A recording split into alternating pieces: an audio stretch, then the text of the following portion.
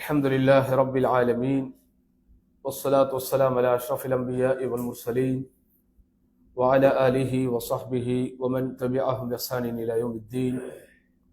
أما بعد، اللهم علمنا ما ينفعنا وانفعنا بما علمتنا إنك أنت العليم الحكيم. ربنا وزدنا علما وارزقنا فهما. اللهم صل على محمد وعلى آل محمد كما صليت على إبراهيم وعلى آل إبراهيم إنك حميد مجيد. اللهم بارك على محمد وعلى آل محمد كما باركت على إبراهيم وعلى آل إبراهيم إنك حميد مجيد. அன்பிற்கினிய சகோதரர்களே, கல்வி தேடும் மாணவ செல்வங்களே, எல்லாம் வல்ல அல்லாஹுவின் பேரருளால் பெரும் கிருபையினால் நமது அல் ஹோபர் இஸ்லாமிய அழைப்பு நிலையத்தின் சார்பாக ஒரு நாள் கல்வி அமர்வு நிகழ்ச்சி நாம் அனைவரும் பங்கு பெற்றிருக்கிறோம். இந்த கல்வி அமர்வினுடைய முக்கியத்துவத்தை பற்றி எல்லாம் பேச வேண்டிய அவசியம் இல்லாத அளவிற்கு குறிப்பிட்ட நேரத்தில் விடுமுறை நாளில் நீங்கள் அனைவரும் ஆர்வத்தோடு வந்து அமர்ந்திருக்கிற உங்களது அழகான முகங்களே இந்த கல்வி தேடும் அமர்வினுடைய முக்கியத்துவத்தை, அவசியத்தை நமக்கு உணர்த்துகிறது.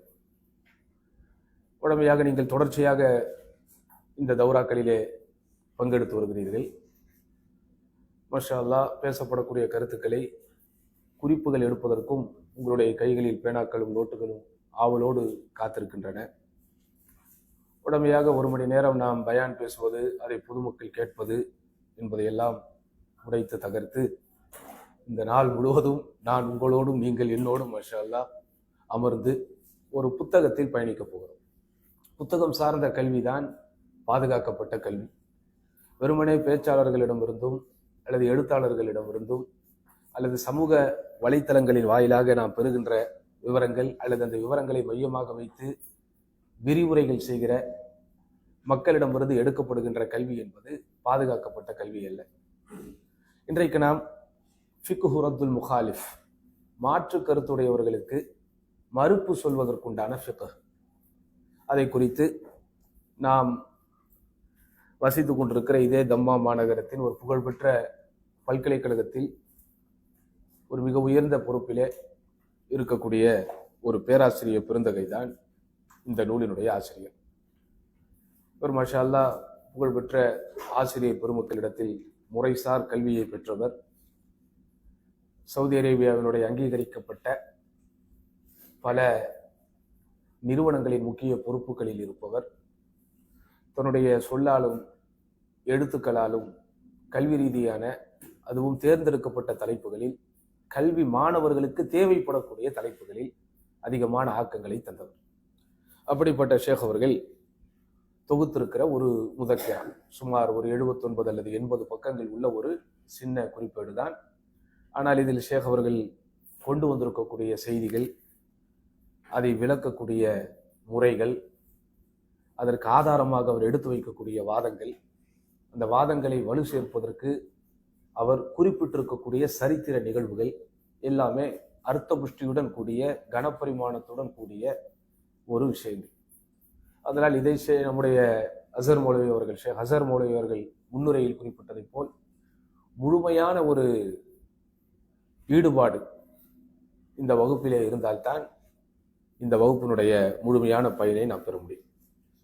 இந்த ஆய்வு நூலில் ஷேக் அவர்கள் 4 விஷயங்களைத்தான் கையில் எடுத்திருக்கிறார். இது மாற்று கருத்து. முதல்ல மாற்று கருத்து உள்ளவர்களுக்கு மறுப்புனா என்னது உங்களுக்கு தெரியும். ஃபிக்ஹுனுடைய மசாலாக்களை பொறுத்த வரைக்கும் அல்லது மார்க்கத்தினுடைய அடிப்படை விஷயங்கள் ஆரம்பித்து எல்லா விஷயங்களிலும் கருத்து வேறுபாடுகள் வருவது என்பது இயல்புதான். அது மசாலாக்களுடைய ஃபிக்ஹு மசாலாக்களுடைய விஷயங்களில் உள்ள கருத்து வேறுபாடுகளாக இருக்கும்போது அதனுடைய மார்க்கத்தை பாதிக்காது. அப்படிதானே? அறிஞர்களுக்கு மத்தியில, ஐமாக்களுக்கு மத்தியில, ஃபுகஹாக்களுக்கு மத்தியில, அவ்வளவு ஏன் சஹாபாக்களுக்கு மத்தியில, இன்னும் ஏன் உலமாவு சஹாபா என்று அறியப்பட்ட சஹாபாக்களிலேயே உலமாக்கள் என்று அறியப்பட்டவர்களுக்கு இடையிலே கூட கருத்து வேறுபாடுகள் எல்லாம் இருந்தது. அது பெரும்பாலும் மார்க்கத்தினுடைய உட்கிளைகள் சார்ந்த விவகாரங்களை புரிந்து கொள்வதிலும், அல்லாஹ்வுடைய தூதர் ஸல்லல்லாஹு அலைஹி வஸல்லம் அவர்களுடைய சொல் செயல் அங்கீகாரத்தோடு தொடர்புடைய அந்த செய்திகளை புரிந்து கொள்கிற விஷயத்திலும், அல்லது குறிப்பிட்ட ஒரு பதத்தின் வார்த்தையின் பொருள் இதுதான் என்பதை முடிவு கூறுகிற விஷயத்திலும் அந்த கருத்து வேறுபாடுகள் இருக்கு. அப்படிப்பட்ட கருத்து வேறுபாடுகள் அவர்களிடத்தில் இருக்கும்போது கூட வலுவான ஆதாரங்கள் யாரிடத்தில் இருந்ததோ அதை அவர்கள் எடுத்து வைக்கும் போது, எத்தி வைக்கும் போது, முறைப்படி சுட்டி காட்டுகிற போது மூத்த சஹாபாக்கள் கூட அதை ஏற்றிருக்கிறார்கள். சஹாபாக்கள் மாத்திரமில்லாமல் அவர்கள் வழியில் நின்று வாழ்ந்த தாபியன்களாகட்டும், தபவு தாபியன்களாகட்டும், நேர்வழி பெற்ற நல்லோர்களாகிய முன்னோர்கள் என்று நாம் சொல்லுகிற சலஃபு சாலிஹீன்களாகட்டும், எல்லா இமாம்களுக்கு மத்தியிலும் அறிஞர்களுக்கு மத்தியிலும் நிறைய கருத்து வேறுபாடு வந்திருக்கிறது. கருத்து வேறுபாடுகளை களைவது எப்படி என்கிற பேரில் ஒரு 2-3 மாதங்கள் இருக்கும். ஒரு குறிப்பிட்ட பல்கலைக்கழகத்தின் சார்பாக நம்முடைய தமிழ் மக்களுக்கு நடைபெற்ற ஒரு இது போன்ற ஒரு கருத்தரங்கில், ஆன்லைன் கருத்தரங்கிலே கூட நாம் அல்ஹம்துலில்லாஹ் பங்கெடுத்து சில செய்திகளை சொன்னோம். அதிலே நாம் வாழுகிற இந்த சமகாலத்தில் வாழ்ந்த மாபெரும் மார்க்கறிஞர்களான மதிப்பிற்குரிய அல்பேனியாவின் ஆகப்பெரும் ஆளுமை என்று அறியப்பட்ட இமாம் அல்பானி, நாசிரு சுன்னாவினுடைய உதவியாளர், முஜத்திதுத்தீன், மார்க்கத்தை புதுப்பிக்க வந்தவர் என்றெல்லாம் போற்றப்படக்கூடிய அளவிற்கு இஸ்லாமிய உலகில் தனக்கென்று தனிமுறை முத்திரை பதித்த ஷேக் அல்பானி, ஷம்சுல் ஹிஜாஸ், அரேபியாவின் சூரியன் என்று ஒட்டுமொத்த அறிஞர் பெருமக்களாலும் ஏகோபித்த முறையில் ஏற்றுக்கொள்ளப்பட்ட அல்லாமா பின்பாஸ், அந்த அல்லாமா பின்பாஸின் கலை உலக வாரிசு என்று கருதப்பட்ட ஷேக் முகமது இப்னு சாலிஹ் அல் உசைமீன், இந்த முக்கடலுக்கு மத்தியிலேயே எவ்வளவோ கருத்து வேறுபாடுகள் இருக்கு. மக்தலஃப ஃபீஹி அல்-அஇம்மத்துல் அல்பானி வ பின் பாஸ் வ அல் உசைமீன் அப்படிங்கிற பேர்லயே கிட்டத்தட்ட 800 பக்கங்களுக்கு உண்டான ஒரு புத்தகம் இருக்கு. இமாம் அல்பானியும் இமாம் பின்பாஸும் ஷேக் உசைமீனும் கருத்து வேறுபாடு கொண்ட மசாலாக்கள் அப்படிங்கிற தொகுப்பு எத்தனை பக்கங்கள் இருக்கு? 800 பக்கங்கள். இந்த 3 அறிஞர்களோடும் நேரடியாக தொடர்பு பெற்ற ஒரு தாலிபுல் இல்ம் எழுதுறதுதான். அவர் அந்த முன்னுரையிலையும் முடிவுரையிலையும் குறிப்பிடும் போது சொல்றாரு, இதை என்னை பொறுத்த வரைக்கும் ஒரு முதலாவது பாகமாகத்தான் சமர்ப்பிக்கிறேன். எனக்கு நேரமும் வாய்ப்பும் அல்லாஹ்வின் அருளும் அமைந்தால் இதே மாதிரி நான் என்ன செய்வேன், 2வது ஒரு பாகத்தையும் சமர்ப்பிப்பேன் அப்படிங்க. அதனால் கருத்து வேறுபாடுங்கிறது தவிர்க்க முடியாது. ஆனால் அந்த கருத்து வேறுபாடுகள் என்ன செய்யல, சமுதாயத்தை காயப்படுத்தல, பிரிவினைகளை ஏற்படுத்தல. ஏன்? அந்த கருத்து வேறுபாடுகளும் தகுதி மிக்கதாக இருந்தது, கருத்து வேறுபாடு கொண்டவர்களும் தகுதி மிக்கவர்களாக இருந்தார். எப்போ கருத்து வேறுபாடுகள் சமுதாயத்தை பிரிக்கும் அப்படின்னா, அந்த கருத்து வேறுபாடு கொண்ட கருத்துக்கள் இருக்குல்ல, அது என்னவா இருக்காது, ஒர்த்லெஸ். அது அது கருத்து வேறுபாடுங்கிற கேட்டகரிக்குள்ள கொண்டு வர அளவுக்கு தகுதி இல்லாத விஷயங்களா இருக்கும். நம்ம ஊர்ல அத்தகையாத்தில் வரல, நீட்டலாமா ஆட்டலாமா, சரி இதெல்லாம் மசாலாக்கள், நம்ம அதை எதையும் குறைத்து மதிப்பிடல. ஆனா கருத்து வேறுபாடு கொண்டு ஒரு சமுதாயத்தை பிரிக்கிற அளவுக்கு உண்டான ஒரு ஒர்த்ஃபுல் விஷயமான்னு கேட்டா இல்லை. அதே போன்று கருத்து வேறுபாடை மையமாக வைத்து சமூகத்தை பிரிப்பதற்கு காரணமாக இருந்தவர்களும் ஒரு முறைப்படியாக மார்க்கத்தை கற்றவர்களோ அந்த மாதிரியான லிஸ்ட்ல சேர்க்க முடியாது.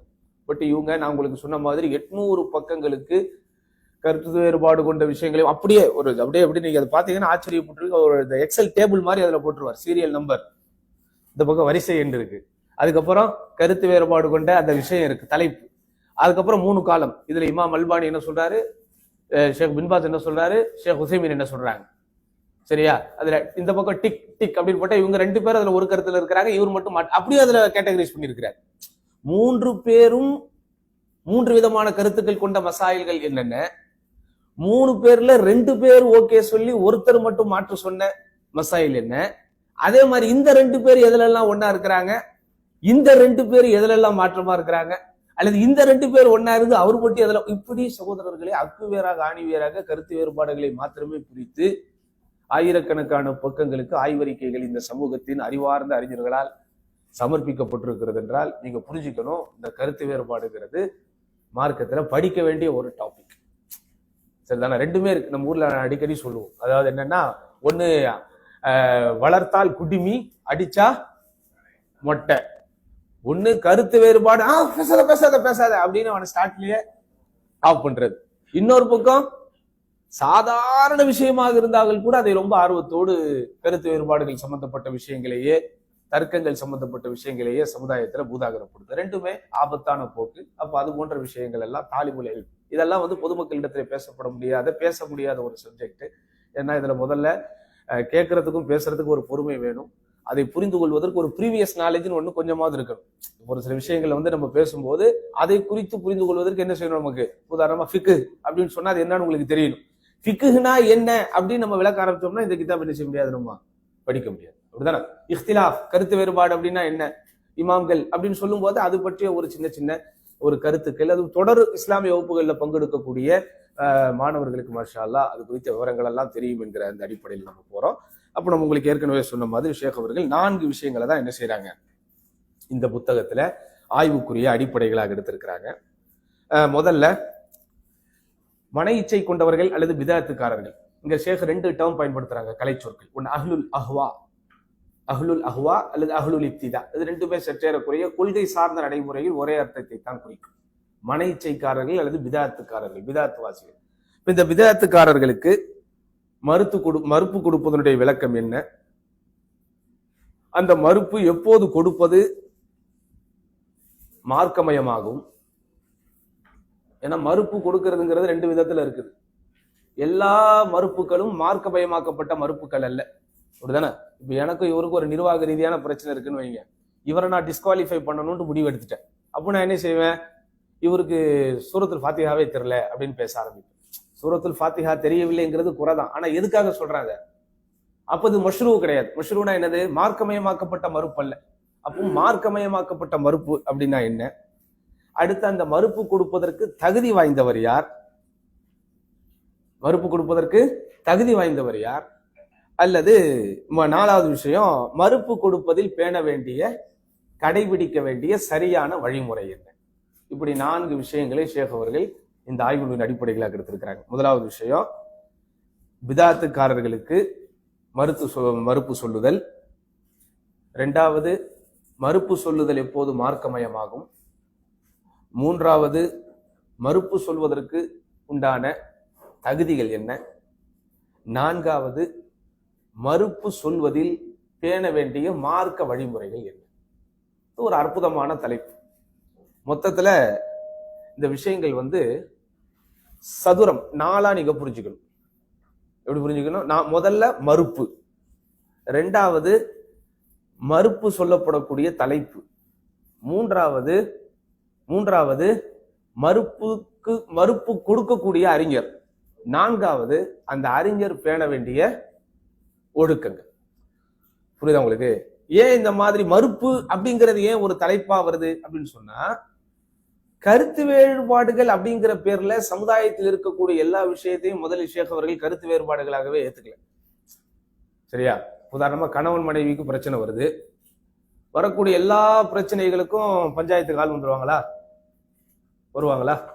எந்த பிரச்சனைகள் 2 பேரால தீர்க்க முடியலையோ, அல்லது 2 பிரச்சனைகள் 2 பேரில் இருதரப்புக்குமோ அல்லது இருதரப்பில் ஒரு தரப்புக்கோ பாதிப்பு ஏற்படுதோ, அப்பதான் 3வது ஒரு ஆள் என்ன செய்ய வேணும், வரணும். இப்ப குர்ஆன்ல வசனங்கள் வருது, ஃபபாசு ஹகமம் மின் அஹ்ல் அப்படி வருதா இல்லையா? அவள் தரப்பிலிருந்து ஒரு ஹக்கம், ஒரு நீதிபதியும் ஒரு தீர்ப்பு சொல்பவரும், இவன் தரப்பிலிருந்து தீர்ப்பு சொல்லுகிற ஒருவனும் போக வேண்டும். குர்ஆன்ல வருது. கணவன் மனைவிக்கு இடையில பிரச்சனை வந்தா, நான் காலையில காபி கேட்டேன், எனக்கு அவ காபி தரல அப்படிங்கிறதுக்காக என் குடும்பத்திலிருந்து ஒருத்தர் வா, உங்க குடும்பத்திலிருந்து ஒருத்தர் வா அப்படின்னு சொல்ல முடியுமா? அதுக்கு குர்ஆனை ஒருத்தர் ஆதாரமா கேட்டா நீங்க என்ன செய்வீங்க? குர்ஆன்ல என்னங்க வருது? இருவருக்கும் இடையில் சண்டைகள் என்றால் அவள் குடும்பத்திலிருந்து ஒரு தீர்ப்பு சொல்பவரையும் இவர் குடும்பத்திலிருந்து ஒரு தீர்ப்பு சொல்வரையும் கூப்பிடுங்கன்னு வருது. நானும் என் ஒய்ஃபும் சென்னையில வாழ்ந்துகிட்டு இருக்கிறோம். சரியா?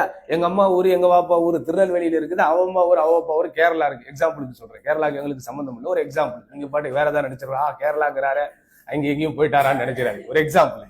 அப்ப காலையில எங்களுக்கு இடையில காஃபில பிரச்சனை வருது, டிஃபன்ல பிரச்சனை வருதுன்னா, நான் அதுக்காக எங்க பாப்பாவை என்ன செய்யக்கூடாது, திருநெல்வேலில இருந்து டிக்கெட் போட்டு வாங்க, அவங்க பாப்பா அம்மாவை கேரளால இருந்து டிக்கெட் போட்டு வாங்கன்னு சொல்ல முடியாது. சரி, அப்படியே அவங்க அறியாமைன்னு வந்துட்டா அதுக்கு நீங்க குர்ஆன் வசனத்தை ஆதாரமாகவும் காட்டக்கூடாது. எப்படி? குர்ஆன்ல தான் பிரதர் வருது, ஹகமம் மின் அஹ்லிஹா வ ஹகமம் மின் அஹ்லி. அப்ப அதனால சமூகத்தில் தர்க்கத்தை ஏற்படுத்தக்கூடிய விஷயங்கள் எல்லாமே தகுதிமிக்க கருத்து வேறுபாடுகள் இங்க நினைச்சிடக்கூடாது. அப்படிங்கறதுனாலதான் அதை ஷேக் வந்து முதலாவது டாபிக்கா வைக்கிறாங்க. சரியா? 2வது டாபிக், அப்படியே சமுதாயத்துல இது கருத்து வேறுபாடான விஷயமாக வந்துருச்சு அப்படின்னு வந்துட்டாலும் எல்லாத்துக்கும் மறுப்பு சொல்லத்துக்கு நீங்க தயாராகாதீங்க. ஏன்னா இன்னைக்கு நம்ம கிட்ட இருக்கக்கூடிய பெரிய பிரச்சனையே இதுதான். இது எந்த அளவுக்கு மனிதர்களிடத்திலே ஆர்வ கோளாறுங்கிறது ஆர்வ மிகுதியாக மாறி, அல்லது ஆர்வ மிகுதி என்பது ஆர்வ கோளாறாக மாறி அதற்கு பிறகு அது பாரிய பாதிப்புகளை ஏற்படுத்துகிறது என்றால் மார்க்கத்தினுடைய மூலாதாரங்களையே மறுக்க ஆரம்பித்து விடுவார்கள். ஏன்னா எந்த பிரச்சனை கேட்டாலும் நீ ஒண்ணுமே பதில் இல்லைங்கிற, பதில் தெரியலங்கிற, அப்ப என்ன மார்க்கத்துல நம்ம இருக்கிறோம் அப்படின்னு ஒருத்தன் பாமரத்தனமாக பேச ஆரம்பித்தால் என்ன ஆகும்? அதனால் சமூகத்தில் சர்ச்சைகளை தர்க்கங்களை ஏற்படுத்துகிற எல்லா விஷயத்தையும் நீங்க என்ன செய்யக்கூடாது, ஒரு வர்த்துள்ள கருத்து வேறுபாடுகளான விஷயங்களா நீங்க இணக்கக்கூடாது. அப்படிங்கிறதுனால முன்னுரையில் ஷேக் அவர்கள் இந்த 4 விஷயங்களை கொண்டு வருகிறார். அடுத்து இதனுடைய மத்ஹல், நுழைவாயில். என்னாச்சு, ஆரம்பமே அமக்கலமா இருக்க இல்லையா? போன்ல ஒண்ணு இல்லையா ஷேகனா? சரி, பிஸ்மில்லா. சரி, அடுத்து முதல்ல ஷேக் அவர்கள் ஆரம்பிக்கும் போதே சலஃபுகள் இந்த கருத்து வேறுபாடு சொல்லக்கூடிய விஷயங்கள் குறித்து என்ன மாதிரியான வழிகாட்டுதல்களை அல்லது நிலைப்பாடுகளை கொண்டிருக்கிறார்கள். இது இதான் சொல்லவா? சரி. அதாவது அடிக்கடி நம்முடைய கல்வி தேடும் வகுப்புகளில் பயன்படுத்த வேண்டிய அல்லது பயன்படுத்தக்கூடிய ஒரு வார்த்தை மரபு வழி மார்க்க கல்வி அப்படிங்கிறோம். அது என்ன மரபு வழி மார்க்க கல்வி? அதாவது எந்த கல்வி பாதுகாக்கப்பட்டதாகவும் அல்லாஹ்வின் தூதர் ஸல்லல்லாஹு அலைஹி வஸல்லம் வழிகாட்டுதலுக்கு உட்பட்டதாகவும் அந்த வழிகாட்டுதலில் இருந்து பாடம் பெற்று பயிற்சி பெற்று சமூகத்திலே வழிகாட்டக்கூடியவர்களாக இருந்தார்களோ அவர்கள் தரப்பிலிருந்து எந்த விஷயம் நமக்கு கிடைச்சாலும் கிடைக்குதோ அதுதான் என்னது, பாதுகாப்பானது. அந்த வகையில இந்த தலைப்பை ஆரம்பிக்கும் போதே ஷேக் அவர்கள் நமக்கு ஒரு 8-6 வழிகாட்டுதல்களை தருகிறார்கள் சலஃபுகளுடைய வழிமுறையில் இருந்து. முதலாவது விஷயம், மறுப்பு சொல்லுதல் அல்லது தர்க்கத்திற்கு பதில் சொல்லுதல், விவாதம் புரிதல் என்கிற எந்த விஷயத்தை நாம் எடுத்துக்கொண்டாலும் ஆதாரம் என்பது அல்லாஹுடைய கலாமை கொண்டும் அல்லாஹ்வுடைய தூதர் ஸல்லல்லாஹு அலைஹி வஸல்லம் கலாமை கொண்டும் தான் இருக்க வேண்டும். குர்ஆனை கொண்டும் சுன்னாவை கொண்டும் தான் என்ன செய்யணும், ஆதாரங்கள் எடுத்து வைக்கப்பட வேண்டும். சரியா? குர்ஆன் ஹதீஸ் அப்படி நம்ம சொல்லிட்டாலே அப்போ சஹாபாக்களுடைய விஷயங்கள், சலஃபுகளுடைய விஷயங்கள், சமூகத்தில் இஜ்மா ஏகோபித்த அடிப்படையிலே ஏற்றுக்கொள்ளப்பட்ட விஷயங்களா இருக்குது. அப்ப அதெல்லாம் என்ன செய்யறது? அது எல்லாமே சுன்னாவினுடைய ஒரு அங்கம். அது எல்லாமே என்னது, எதுக்குள்ள வருது? சுன்னாவினுடைய அங்கங்களாக வருது. சுன்னா, அதனாலதான் கலாமு ரசூலில்லாஹ், அல்லாஹ்வுடைய தூதர் ஸல்லல்லாஹு அலைஹி வஸல்லம் கலாம் என்று சொல்லும் போதே அந்த கலாமை உள்வாங்கிய சஹாபாக்களுடைய கருத்துக்கள் அதுல வந்துடும். அந்த சஹாபாக்களுடைய கருத்துக்கள் உள்வாங்கப்பட்டு ஏகோபித்த அடிப்படையிலே ஏற்றுக்கொள்ளப்பட்ட செய்திகள் என்று என்னெல்லாம் இருக்குதோ அது எல்லாமே உள்ள வந்துடும். ஆக குர்ஆனுக்கும் சுன்னாவுக்கும் இஜ்மாவுக்கும் உட்பட்டதாகத்தான் என்ன இருக்கணும், ஆதாரங்கள் என்பது அமையும். இரண்டாவது விஷயம், எதெல்லாம் குர்ஆனில் இருந்தும் சுன்னாவில் இருந்தும் நேரடியான கட்டளைகளாக சொல்லப்பட்டிருக்கிறதோ அந்த விஷயங்களில் ஒரு காலம் கருத்து வேறுபாடு கொள்ளவே கூடாது. இப்ப அல்லாஹ்வுடைய தூதர் ஸல்லல்லாஹு அலைஹி வஸல்லம் அல்லாஹ்வுடைய தூதரா இல்லையா அப்படின்னு ஒருத்தர் ஒரு டாபிக்கை கொண்டு வர்றாருன்னு வைங்க. அப்பா சூப்பர் டாபிக்கை கொண்டு வந்திருக்கிற, என் தரப்புல இருந்து நான் 10 பேரை கூட்டு வரேன், உன் தரப்புல இருந்து நீ 10 பேரை கூட்டு வா அப்படின்னு நம்ம சொல்லி அதை பண்ண முடியுமா? முதல்ல அல்லாஹ்வுடைய தூதர் ஸல்லல்லாஹு அலைஹி வஸல்லம் ஒரு தூதரா இல்லையான்னு ஒருத்தர் ஆரம்பிச்சாலும் அவன் எந்த வட்டத்தை விட்டு வெளியே போயிட்டான், இஸ்லாமிய வட்டத்தை விட்டு வெளியே போயிட்டான். அப்ப அதனால் எது ரொம்ப தெளிவான மார்க்கத்தின் அடிப்படைகளாக நுசூசுகள் தெளிவாக இருக்கிறதோ அந்த விஷயத்துல என்ன கிடையாது, ஜிதால் கிடையாது. அந்த விஷயத்துல தர்க்கம் என்பதே கிடையாது. சரியா? எதெல்லாம் தெளிவா இருக்குது அப்படின்னு சொன்னா இதில் இன்னும் சில விஷயங்கள் கூடுதலாக நான் புரிந்து கொள்ள வேண்டும். எதெல்லாம் இஸ்லாமிய உம்மத் ஏகோபித்த அடிப்படையில் ஏற்றுக்கொண்டதோ அதுலயே என்ன செய்யக்கூடாது, ஜிதால் செய்யக்கூடாது. அல்லாஹ்வுடைய தூதர் ஸல்லல்லாஹு அலைஹி வஸல்லம் அவர்களுக்கு பிறகு யார் கலீஃபா? அபூபக்கர் ரலியல்லாஹு. அது அந்த உம்மத் ஏத்துக்கிடுச்சா இல்லையா? ஏத்துக்கிட்டு வெற்றிகரமாக அவர்கள் ஆட்சியும் செய்து பல்வேறு சாதனைகளை செஞ்சு சாதித்துட்டு போயிட்டாங்க. நம்ம 14 நூற்றாண்டுக்கு பின்னாடி அபூபக்கர் ரலியல்லாஹு எந்த அடிப்படையில் அல்லாஹ்வுடைய தூதருக்கு பிறகு கலீஃபாவாக ஆக முடியும்? வாருங்கள் விவாதம் செய்யலாம், உங்களிடத்தில் இருக்கிற ஆதாரங்களை நீங்கள் கொண்டு வாருங்கள், என்னிடத்தில் இருக்கிற ஆதாரங்களை நான் கொண்டு வருகிறேன், நீயா நானா போட்டு அப்படின்னு யாராவது சொன்னா இது என்ன செய்யக்கூடாது, நம்ம காது கொடுத்தே கேட்கக்கூடாது. ஏறெடுத்து பார்க்கறது இல்லை, காது கொடுத்தே இதெல்லாம் கேட்கக்கூடாது. இப்ப எதெல்லாம் உம்மத் அங்கீகரித்து கொண்டதோ, இஜ்மாயின் அடிப்படையில அங்கீகரித்து கொண்டதோ அதுல என்ன செய்யக்கூடாது, நம்ம இன்னைக்கு உட்கார்ந்துக்கிட்டு தர்க்கம் பண்ணக்கூடாது. சரிதா? உதாரணமா குர்ஆன் ஒன்று திரட்டப்பட்டது.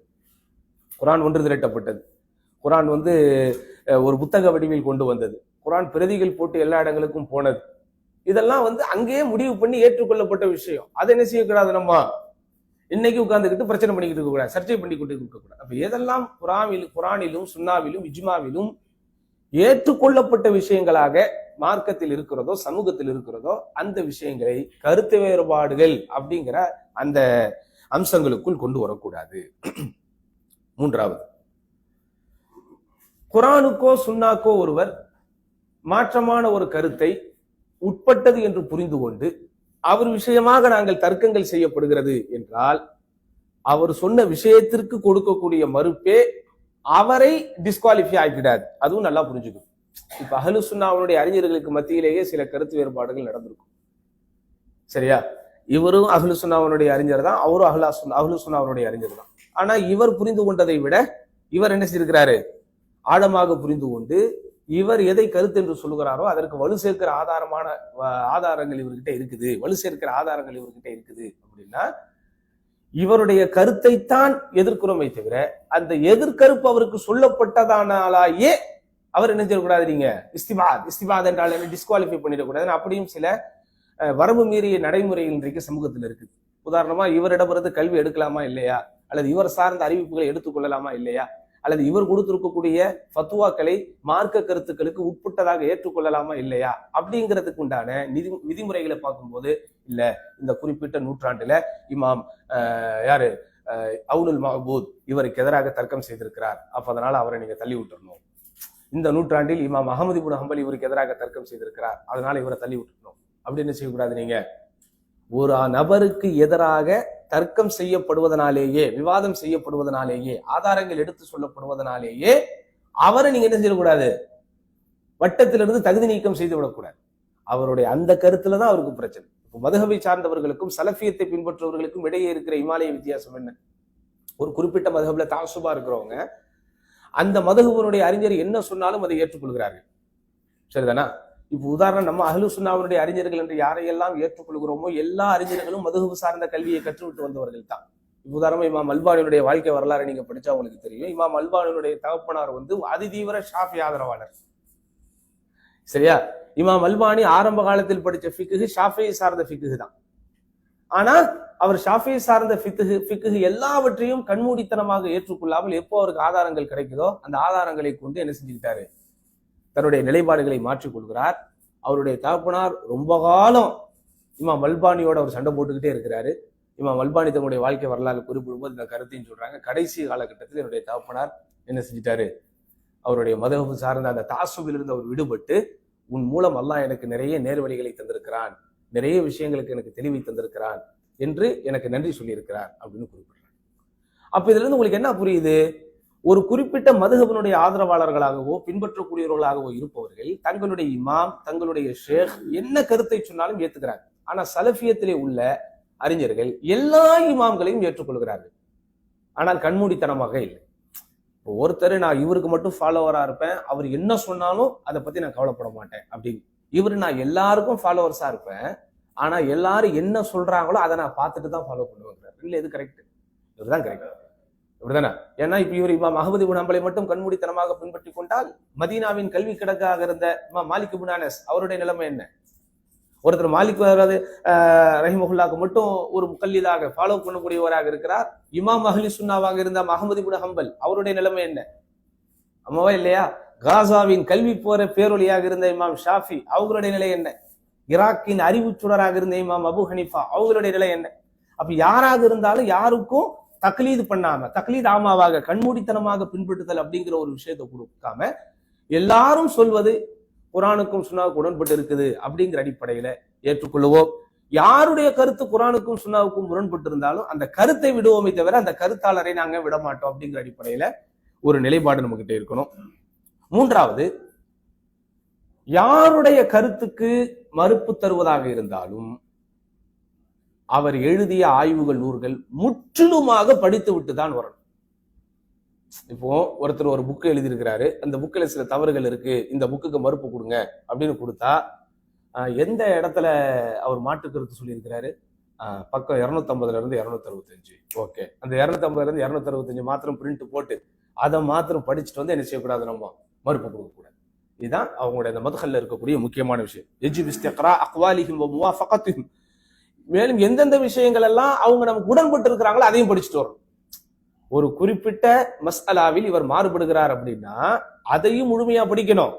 எந்தெந்த விஷயங்கள் எல்லாம் அவர் நமக்கு பொதுவாக உடன்பட்டு இருக்கிறாரோ அதுவும் என்ன செய்யணும், நம்ம படிக்கணும். ஏன் அப்படி படிச்சாதான் அவங்கள பத்தியான ஒரு நியாயமான சிந்தனை நமக்குள்ளத்துல வரும். ஒருத்தரை பிடிச்சிட்டாதான், ஒருத்தர் மேல ஒரு நல்ல அபிப்பிராயம் இருந்தாதான் அவர் ஏதாவது சொன்னா ஏன் அப்படி சொன்னாரு, எந்த சூழ்நிலையில சொன்னார் அப்படிங்கிற கொஸ்டினே ரைஸ் ஆகும். நீங்க நல்லா பாருங்க, ஒருத்தர் உங்களுக்கு பிடிச்சதாதான் அவர் பகிரங்கமாகவே தப்பாக சொல்லி இருந்தாலும் நீங்க அந்த டைம்ல என்ன அடிஷனல் கொஸ்டின் கேட்பீங்க? முதல்ல அப்படியா அவரு சொன்னாரா, உண்மையிலேயே சொன்னாரா? ஆமாங்க உண்மையிலேயே சொன்னாரு, என்ன ப்ரூஃப்? வீடியோ ப்ரூஃபுங்க அப்படின்னு அவர் பேசுறது நமக்கு தெளிவா தெரிஞ்சாலும் அடுத்து இன்னும் கொஸ்டின் ரைஸ் ஆகும். எப்படி இது முதல்ல ஏஐ வீடியோலாம் இல்லையே? இல்ல ஏஐ வீடியோ நாங்க என்ன செய்வோம், எல்லாம் சரிபார்க்கப்பட்ட விஷயங்கள்லாம் கொண்டு வரும். இது ஏஐ மூலமாக எல்லாம் உருவாக்கப்பட்டதில்ல, அவரே தான் பேசினார், ஓனா தான் பேசினார். எந்த சூழ்நிலையில பேசினாரு, இதுக்கு பின்னாடி என்ன காரணம் இருக்குது, அவர் முன்னாடி பேசுனது பின்னாடி பேசுனது எல்லாத்தையும் பார்த்துட்டீங்களா, இப்படிங்கிற கேள்வி எல்லாம் எப்போ வரும் அப்படின்னு சொன்னா அவரை பற்றியான நல்ல அபிப்பிராயம் நம்ம இடத்துல இருந்தாதான். அவரை பத்தி ஆல்ரெடி உங்களுக்கு ஒரு கெட்ட அபிப்பிராயம் உள்ள வந்துருச்சுன்னு சொன்னா அந்த வீடியோ கூட நீங்க கேட்க மாட்டீங்க. அவர் சொன்னான்னு சொன்னதே போதும், அவரை நம்ம வச்சு செஞ்சிடும். சரிதானா? அப்ப அதனால அந்த விஷயத்தையும் ஷேக் அவர்கள் நமக்கு வழிகாட்டுறாங்க. அடுத்து என்ன, அதாவது ஒரு குறிப்பிட்ட நபருக்கு மறுப்பு சொல்லும் போது மிகைப்படுத்தப்பட்ட வார்த்தைகளை பயன்படுத்துதல். சரியா? அது அந்த வார்த்தைகள் பயன்படுத்தப்படுறதுங்கிறது நம்ம கவனமா இருக்கணும். பட் அதே நேரத்தில் அந்த கருத்தை தவறு என்பதை நிரூபிப்பதற்காகத்தான் அந்த விஷயம் இருக்கணுமே தவிர என்ன செய்யக்கூடாது, அந்த கருத்தாளரை காயப்படுத்துவதற்காக இருக்கக்கூடாது. அடுத்து ஆறாவது ரொம்ப முக்கியமான விஷயம், யாருக்கு நாம் மறுப்பு சொல்வதாக இருந்தாலும் மாற்று கருத்து சொன்னவர் எந்த சூழ்நிலையில், எந்த இடத்தில், எந்த காலத்தில் அவர் அதை பேசினார் அப்படிங்கிறத கவனிக்கணும். அது ரொம்ப முக்கியமான விஷயம். உதாரணமா இமாம் திருமிதி என்று நினைக்கிறேன், அல்லது இமாம் நசாய், 2 பேர்ல யாருன்னு எனக்கு ஞாபகம் இல்லை. இந்த 2 பேர்ல ஷஹீதான ஒரு முஹத்திஸ் யார்? இமாம் திருமிதி அல்லது இமாம் நசாயி. இந்த 2 பேரில் ஷஹீதானவர் திருமிதி என்று தான் நினைக்கிறேன். அல்லாஹ் அவர் ஏன் ஷஹீதானார்னு படிச்சிருக்கீங்களா? அவர் அல்லாஹ்வுடைய பாதையில கொல்லப்பட்டவர். ஏன் கொல்லப்பட்டாரு அப்படின்னா, அவர் ஆரம்பத்தில் இஸ்லாமிய சமூகத்தில் புறையோடி போன அல்லது உருவாகி போன வழிகேடுகளை, நீங்க ஆரம்ப காலத்தில் உள்ள வழிகேடுகளை பார்த்தீங்கன்னா, அந்த ஆரம்ப கால வழிகேடுகள், கொள்கை ரீதியான வழிகேடுகள் 2 விஷயத்துலதான் மையல் கொண்டுச்சு. ஒண்ணு, அலி ரலியல்லாஹு அன்ஹுவுக்கு ஆதரவாக இருக்கிறோம், அஹ்லே பைத்துக்கு ஆதரவாக இருக்கிறோம் அப்படிங்கிற பேர்ல. இன்னொன்னு, உமையாக்களுக்கு அல்லது முஆவியா ரலியல்லாஹு அன்ஹுவுக்கு ஆதரவாக இருக்கிறோம் அப்படிங்கிற பேர்ல. ஒரு சாரார் ஒரு தரப்புக்கு ஆதரவாக இருப்பதுங்கிறது எது வரைக்கும் அது ஏற்றுக்கொள்ளப்படும்னா, இன்னொரு தரப்புக்கு கண்மூடித்தனமான எதிரிகளாக மாறிவிடக்கூடாது. ஆனா இந்த இமாம் வாழ்ந்த அந்த காலகட்டத்துல, கடைசி காலகட்டத்துல அலி ரலியல்லாஹு அன்ஹு அவர்களை ஆதரிக்கிறோம் என்கிற பேர்ல முஆவியா ரலியல்லாஹு அன்ஹு அவர்களை கண்மூடித்தனமாக எதிர்க்கக்கூடியவர்கள் இருந்தார். உமையாக்களையும் முஆவியா ரலியல்லாஹு அன்ஹு அவர்களையும் ஆதரிக்கிறோம் என்கிற பேரில் அலி ரலியல்லாஹு அன்ஹு அவர்களையும் அவர்களை சார்ந்தவர்களையும் கண்மூடித்தனமாக எதிர்க்கக்கூடியவர்களாக, வரம்பு கடந்த வார்த்தைகளை பயன்படுத்தக்கூடியவர்கள். அப்போ இந்த இமாம் என்ன செய்யறாங்கன்னா, இந்த இடத்தில் இந்த வழிகேடு புறையோடி போயிருக்குது, அப்ப அதனால அந்த வழிகேட்டை எதிர்த்து தான் நம்ம அந்த மக்களுக்கு பாடம் கொடுக்கணும், பாடம் சொல்லணும் அப்படிங்கிறதுக்காகவே மீண்டும் அவர் என்ன செய்யறார், உமையாட் பள்ளிக்கு வர்றாங்க. பெரிய ஜாமி, ஒரு பெரிய பள்ளி. அந்த இடத்தில் மனாகிப் அலி ரலியல்லாஹு அன்ஹு அவர்களுடைய சிறப்புகள் அப்படிங்கிற பேர்ல அவங்க எழுதி வச்ச அந்த நூலை வச்சு பாடம் நடத்துறாங்க. பாருங்க, இமாம்களுடைய அந்த சத்தியத்தை எதிர்கொள்ளக்கூடிய துணிவு. அதாவது அலி ரலியல்லாஹு அவர்களை மாத்திரம் ஒரு இடத்திலே போய் இவங்க சிறப்பிக்க வேண்டிய காரணம் என்ன? அலி ரலியல்லாஹு பற்றிய தப்பும் தவறுமான அக்கீதாக்கள் அங்க இருக்குது. அப்போ அலி ரலியல்லாஹு அவர்களை பற்றி ரொம்ப உருக்கமாக ஆதாரபூர்வமான பல செய்திகளை சொல்லி பேசிக்கிட்டே இருக்கும்போது உட்கார்ந்திருக்கிறவங்க எல்லாரும் அலி ரலியல்லாஹுடைய எதிர்க்கும் மனநிலையில் இருக்கிறார்கள் என்பதையும் தாண்டி முஆவியா ரலியல்லாஹு அவர்களுக்கு கண்மூடித்தனமான ஆதரவாளர்களாக இருக்கிறார். அப்ப அங்க இருந்துகிட்டு ஒருத்தர் எந்திரிச்சு, இவ்வளவு நேரம் அலி ரலியல்லாஹு பத்தியே பேசிக்கிட்டு இருக்கிறீங்களே, முஆவியா ரலியல்லாஹு பத்திய சிறப்புகளை ஏன் நீங்க பேசல அப்படின்னு. அப்போ அவங்க இமாம் கொஞ்சம் கூட பயப்படாம, முஆவியா ரலியல்லாஹு அன்ஹுக்கு சிறப்பு இருக்கு. ஆனா அந்த சிறப்புங்கிறது it is not equal to Ali ரலியல்லாஹு அன்ஹுங்கிறத கருத்து மையப்படுத்துறாரு. முஆவியா ரலியல்லாஹு அன்ஹுக்கு என்ன இருக்குது? சிறப்பு இருக்குது. ஆனா முஆவியாவுடைய சிறப்பு அலியுடைய சிறப்புக்கு ஒத்து வருமா? அது உண்மையா இல்லையா? அதை தான் அவங்க சொல்றாங்க தைரியமா. சொன்ன உடனே அது வரைக்கும் அதாவது எரிச்சலிலும் வெறுப்பிலும் இருந்தவர்கள் கோபத்தை காட்டி எல்லோரும் சேர்த்து தாக்க ஆரம்பித்து விட்டார்கள். கடுமையான அடி. அந்த அடி தாங்க முடியாமல் கடைசியில் இந்த இமாம் சொல்றாங்க, என்ன செஞ்சிருக்க, மக்காவுக்கு கொண்டு போயிருங்க அப்படின்னு சொல்றாங்க. அதுக்கப்புறம் போகும் வழியில் அவர்கள் இறந்து போனதுனால் அவரை சுஹதாக்களுடைய பட்டியலில் என்ன செய்யறாங்க, அறிஞர்கள் சேர்க்கிறாங்க. ஆக்சுவலி நம்ம ஷஹீத் அப்படின்னு யாரை சொல்லுவோம்?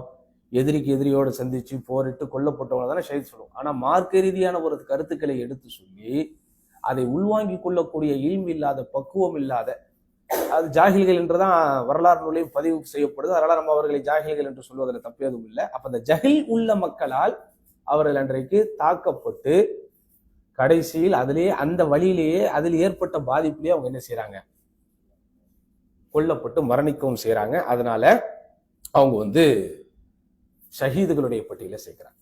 சரி, இப்ப இதுக்காக இந்த இமாமை ஷியான்னு சொல்ல முடியுமா? சொல்லுங்க, முடியாது. அப்ப ஏன் அவங்க அலி ரலியல்லாஹு அன்ஹு பத்தி சிறப்புகளை பேசி முஆவியா ரலியல்லாஹு அன்ஹு சிறப்புகளை பேச மாட்டேன்னு சொன்னாங்க? முஆவியா ரலியல்லாஹு அன்ஹு சிறப்புகளை உங்களுக்கு தெரியாம இல்ல. முஆவியா ரலியல்லாஹு அன்ஹு அவர்களை பற்றி சிறப்பித்தே அவர்கள் பேசவும் செய்திருக்கிறார்கள், எழுதவும் செய்திருக்கிறார்கள். சஹாபாக்கள் எல்லோரும் ஒரு கட்டிடத்தை போன்றவர் அல்லது நட்சத்திரங்களை போன்றவர்கள், யாரை ஒருவன் குறைப்படுத்தினாலும் அவன் இஸ்லாமிய மார்க்கத்தை முழுமையாக புரிந்து கொள்ள முடியாது. அதனால் முஆவியாவை குறை சொல்பவன் மார்க்கத்தையே குறை சொல்பவன் எழுதியிருக்கிறாங்க. அதை அவங்க அன்னைக்கு சொல்லியிருக்கலாம், ஆனா அவங்க சொல்லல. இதனால் நம்ம முஆவியா ரலியல்லாஹு அன்ஹு அந்த இமாமை, திர்மிதி இமாமை யாராவது ஷியா அப்படின்னு சொல்ல முடியுமா? ஏன் சொல்லக்கூடாது? ஏன்னா அவங்க சொன்ன அந்த காலம், சொன்ன அந்த சூழல், எந்த இடத்தில் மக்களுக்கு எது பிரச்சனையாக இருக்கிறதோ அதை தான் என்ன செய்யணும், சத்தியத்தில் நிலைத்திருக்கக்கூடிய தாய் அதை தான் செய்வார்.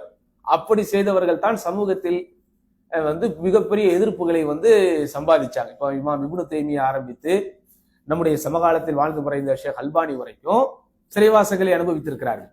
இவர்கள் எல்லோருமே எதனால் சிறைவாசத்தை அனுபவித்தார்கள் என்றால், எந்த இடத்தில் மக்கள் பெரும்பான்மையாக இருக்கிறார்களோ அவர்களுடைய மார்க்க தவறுகளை சுட்டி காட்டியதுனாலதான் அவங்க என்ன செஞ்சாங்க, சிறைவாசம் உட்பட பல்வேறு விதமான சித்திரவதைகளையும் கொடுமைகளையும் அனுபவித்தாங்க. அப்பதான் எந்த மாறுபட்ட கருத்தை யார் சொன்னாலும் அவர் சொன்ன நேரம் என்ன, அவர் சொன்ன கால சூழ்நிலை என்ன, என்ன நிலைப்பாட்டில் அவர் அதை சொன்னார் அப்படிங்கிறத நம்ம கவனி. இந்த 6 விஷயங்களை நம்ம என்ன செய்யணும், இந்த மாற்று கருத்துக்கு மறுப்பு சொல்லக்கூடிய விஷயத்துல அடிப்படையாக கவனிக்க வேண்டிய விஷயங்கள் அப்படிங்கிற.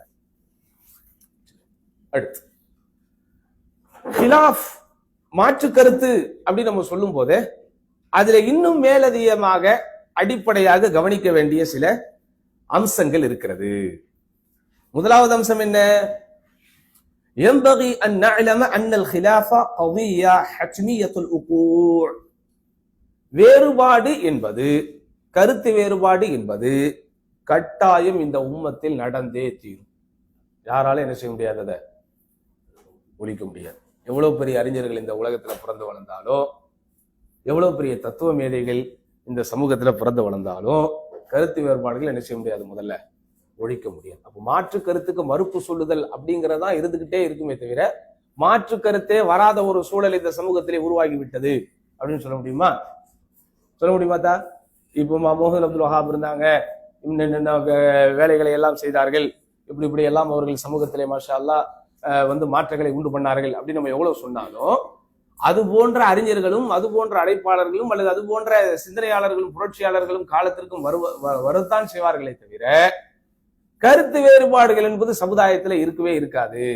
அது 100% ஒழிக்கப்பட்டுரும் அப்படின்னு முதல்ல யாராலும் பண்ண முடியாது. அதை நம்ம புரிந்து கொள்ள வேண்டும். இரண்டாவது, ஹிலாஃப்ல 2 இருக்குது. கல்வி தேடும் மாணவர்கள் நோட் பண்ண வேண்டிய விஷயம், அல் ஹிலாஃபுல் ஹகீகி, அல் ஹிலாஃபுல் சுவரி. அல் ஹிலாஃபுல் ஹகீகி, அல் ஹிலாஃபுல் சுவரி. அல் ஹிலாஃபுல் ஹகீகினா என்னது? உண்மையிலேயே ஒரு மாற்று கருத்து சொல்லியிருக்கிறார் அப்படின்னு சந்தேகத்திற்கு இடம் இல்லாம இந்த அறிஞர்கள் எல்லாம் இதை எஸ்ன்னு சொல்லியிருக்கிறாங்க, அவரு நோன்னு சொல்லியிருக்கிறாரு. இந்த அறிஞர்கள் எல்லாம் இது கூடுன்னு சொல்லியிருக்கிறாங்க, அவரு கூடாதுன்னு சொல்லியிருக்கிறாரு. அல்லது இந்த அறிஞர்கள்லாம் இது இருக்குன்னு சொல்லியிருக்கிறாங்க, அவரு இல்லைன்னு சொல்லியிருக்கு. இது இது அல் ஹிலாஃபுல் ஹகீகி. இன்னொன்னு இருக்கு அல் ஹிலாஃபு சுவரி. அப்படின்னா என்னது? அவருடைய வார்த்தைகள் முரண்படக்கூடிய தோற்றத்தை ஏற்படுத்தி இருக்கும், ஆனா அவர் முரண்பட ஆக்சுவலி அவருக்கு அதுல மாற்று கருத்தே கிடையாது. உதாரணமா இப்ப நாங்க 2 பேரும் ஜுபைல இருந்து சேர்ந்து வந்திருக்கிறோம், சரியா? அப்ப நான் சொல்றேன், இவர் வராத வரைக்கும் நான் வரமாட்டேன் அப்படிங்கிறேன், இவர் வரும் வரைக்கும் நான் வரமாட்டேன் அப்படிங்கிறேன். ரெண்டுக்கு என்ன வித்தியாசம்? அந்த வார்த்தையிலே ஏதாவது வித்தியாசம் இருக்கா? இவர் வராத வரைக்கும் நான் வரமாட்டேன், வராத அப்படின்னு இருக்கு. அடுத்து சொல்ற இவர் வரும் வரைக்கும் நான் வரமாட்டேன், இதுல வராதன்னு சொல்லி இருக்கிறாரு, அதுல வரும்னு சொல்லி இருக்கிறாரு. சோ இஹ்திலாஃப். இதெல்லாம் நீங்க இஹ்திலாஃபுடைய இது ஒரு வார்த்தைகள் வேறு வேறா இருந்தாலும் கருத்து என்னது? ஒண்ணுதான். அப்ப அதனால எல்லாத்தையும் கவனிக்கணுங்கிற இதுதான் இஹ்திலாஃபு சுவரி. சூரா, அந்த சூரானா என்னது? அந்த இமேஜ், அந்த படம் கருத்து வேறுபாட்டை போல ஒரு தோற்றத்தை ஏற்படுத்தி இருக்கிறது. ஆனா உண்மையிலேயே என்ன கிடையாது, கருத்து வேறுபாடு இல்லை. அப்ப அதை என்ன செய்யணுமா? கண்டுபிடிக்கணும், கவனத்துல கொள்ளணும். இது 2வது. 3வது விஷயம் தான் ரொம்ப முக்கியமானது. இப்போ முதல்ல என்ன சொன்னாங்க? கருத்து வேறுபாடுங்கிறது முதல் விஷயம் என்னது? கருத்து வேறுபாடுங்கிறது நடந்தே தீரும். அதனால அதை நீங்க நல்லதுன்னு சொல்ல முடியுமா? இப்ப உலகத்துல ஒரு விஷயம் நடந்தே தீரும் அப்படிங்கிறதுனால, நடந்துகிட்டே இருக்குங்கிறதுனால அது நல்லதுதான் முடிவு பெற முடியுமா? அதுதான் ஷேக் சொல்ல அல் ஹிலாஃபு ஷர். அல் ஹிலாஃபு ஷர். அல் ஹிலாஃபு ஷர்னா என்னது? இந்த மாதிரி மாற்று அபிப்பிராயம் கொள்றதுங்கிறது தீமைதான். அதாவது யாராலும் அதை ஒழிக்க முடியாது, அது இல்லாமல் ஆக்க முடியாது, அது சமுதாயத்திலிருந்து துடை தெரிய முடியாது, அது இருந்துதான் ஆகும் அப்படிங்கிற ஒரு விஷயம் இருப்பதனால் இதை நன்மை என்று நினைத்து விடாதீர்கள். இப்ப கல்யாணம் ஆனா புருஷன் முண்டாட்டிக்கு பத்தில சண்டை வருமா வராதா? அப்ப அதுக்காக அது நல்லதா? சொல்லுங்கத்தா, வருகிறதுனால அது நல்லதா? அப்பதான் இல்லையா? அப்புறம் அது வருது அப்படின்னு நீங்க கேட்க முடியுமா? சொல்லுங்க அப்துல் ரஹ்மான் சாஹிப், கேட்க முடியுமா? கல்யாணம் ஆகி உங்களுக்கு 30 வருஷம் ஆச்சு, அப்படிதான்? அப்பதான் 40? சரி, 10 வருஷம் ஆச்சுன்னு சொல்லிக்குவோம். சரி, இப்ப இந்த 10 வருடங்கள்ல எங்களுக்கு இடையில சண்டையே நடக்கல அப்படின்னு ஒரு சொல்லுவாரா? 20 வருஷம் ஆச்சு எங்களுக்குள்ள கல்யாணம் ஆகி சண்டையே வரல அப்படி யாராவது சொல்ல முடியுமா? என்னைக்கு சண்டை வரலன்னு வேணா சொல்லலாம். அப்படிதான் சொல்ல முடியும் பாருங்க. அப்படிதான் சொல்லலாமே தவிர சண்டையே வரல என்ன செய்ய முடியாது, சொல்லவே முடியாது. அப்ப அதனால் தொடர்ச்சியாக ஒரு விஷயம் நடந்து கொண்டே இருப்பதனால் அது நன்மை என்கிற முடிவுக்கு வந்துடாதீங்க. அல் ஹிலாஃபு ஷர். ஆட்சி மாற்றம் ஆட்சி மாற்றம் அப்படிங்கிறது நல்லதாயிடுமா? சரி, நம்ம அங்க போக வேண்டாம். சரி, ஏன்னா அல் ஹிலாஃபு ஷர் இப்னு மஸ்ஊத் ரலியல்லாஹு அவர்கள் சொல்லுகிறார்கள், லிஅன்னஹு ஸபபுன் லிதனாஸுஇ வல் ஃபஷ்ல். எப்போதும் இந்த கருத்து வேறுபாடு என்பது சண்டையிடுவதற்கும் தோல்வி அடைவதற்கும் அது காரணமாக அமைந்து விடுகிறது அப்படின்னு அவங்க என்ன சொல்லியிருக்காங்க. அதையும் நம்ம கவனத்துல கொள்ளும். 4வது விஷயம்,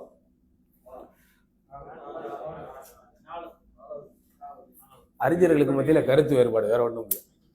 சரி, 4வது விஷயம் தான் ذم الخلاف لا يعني ذم المختلفين.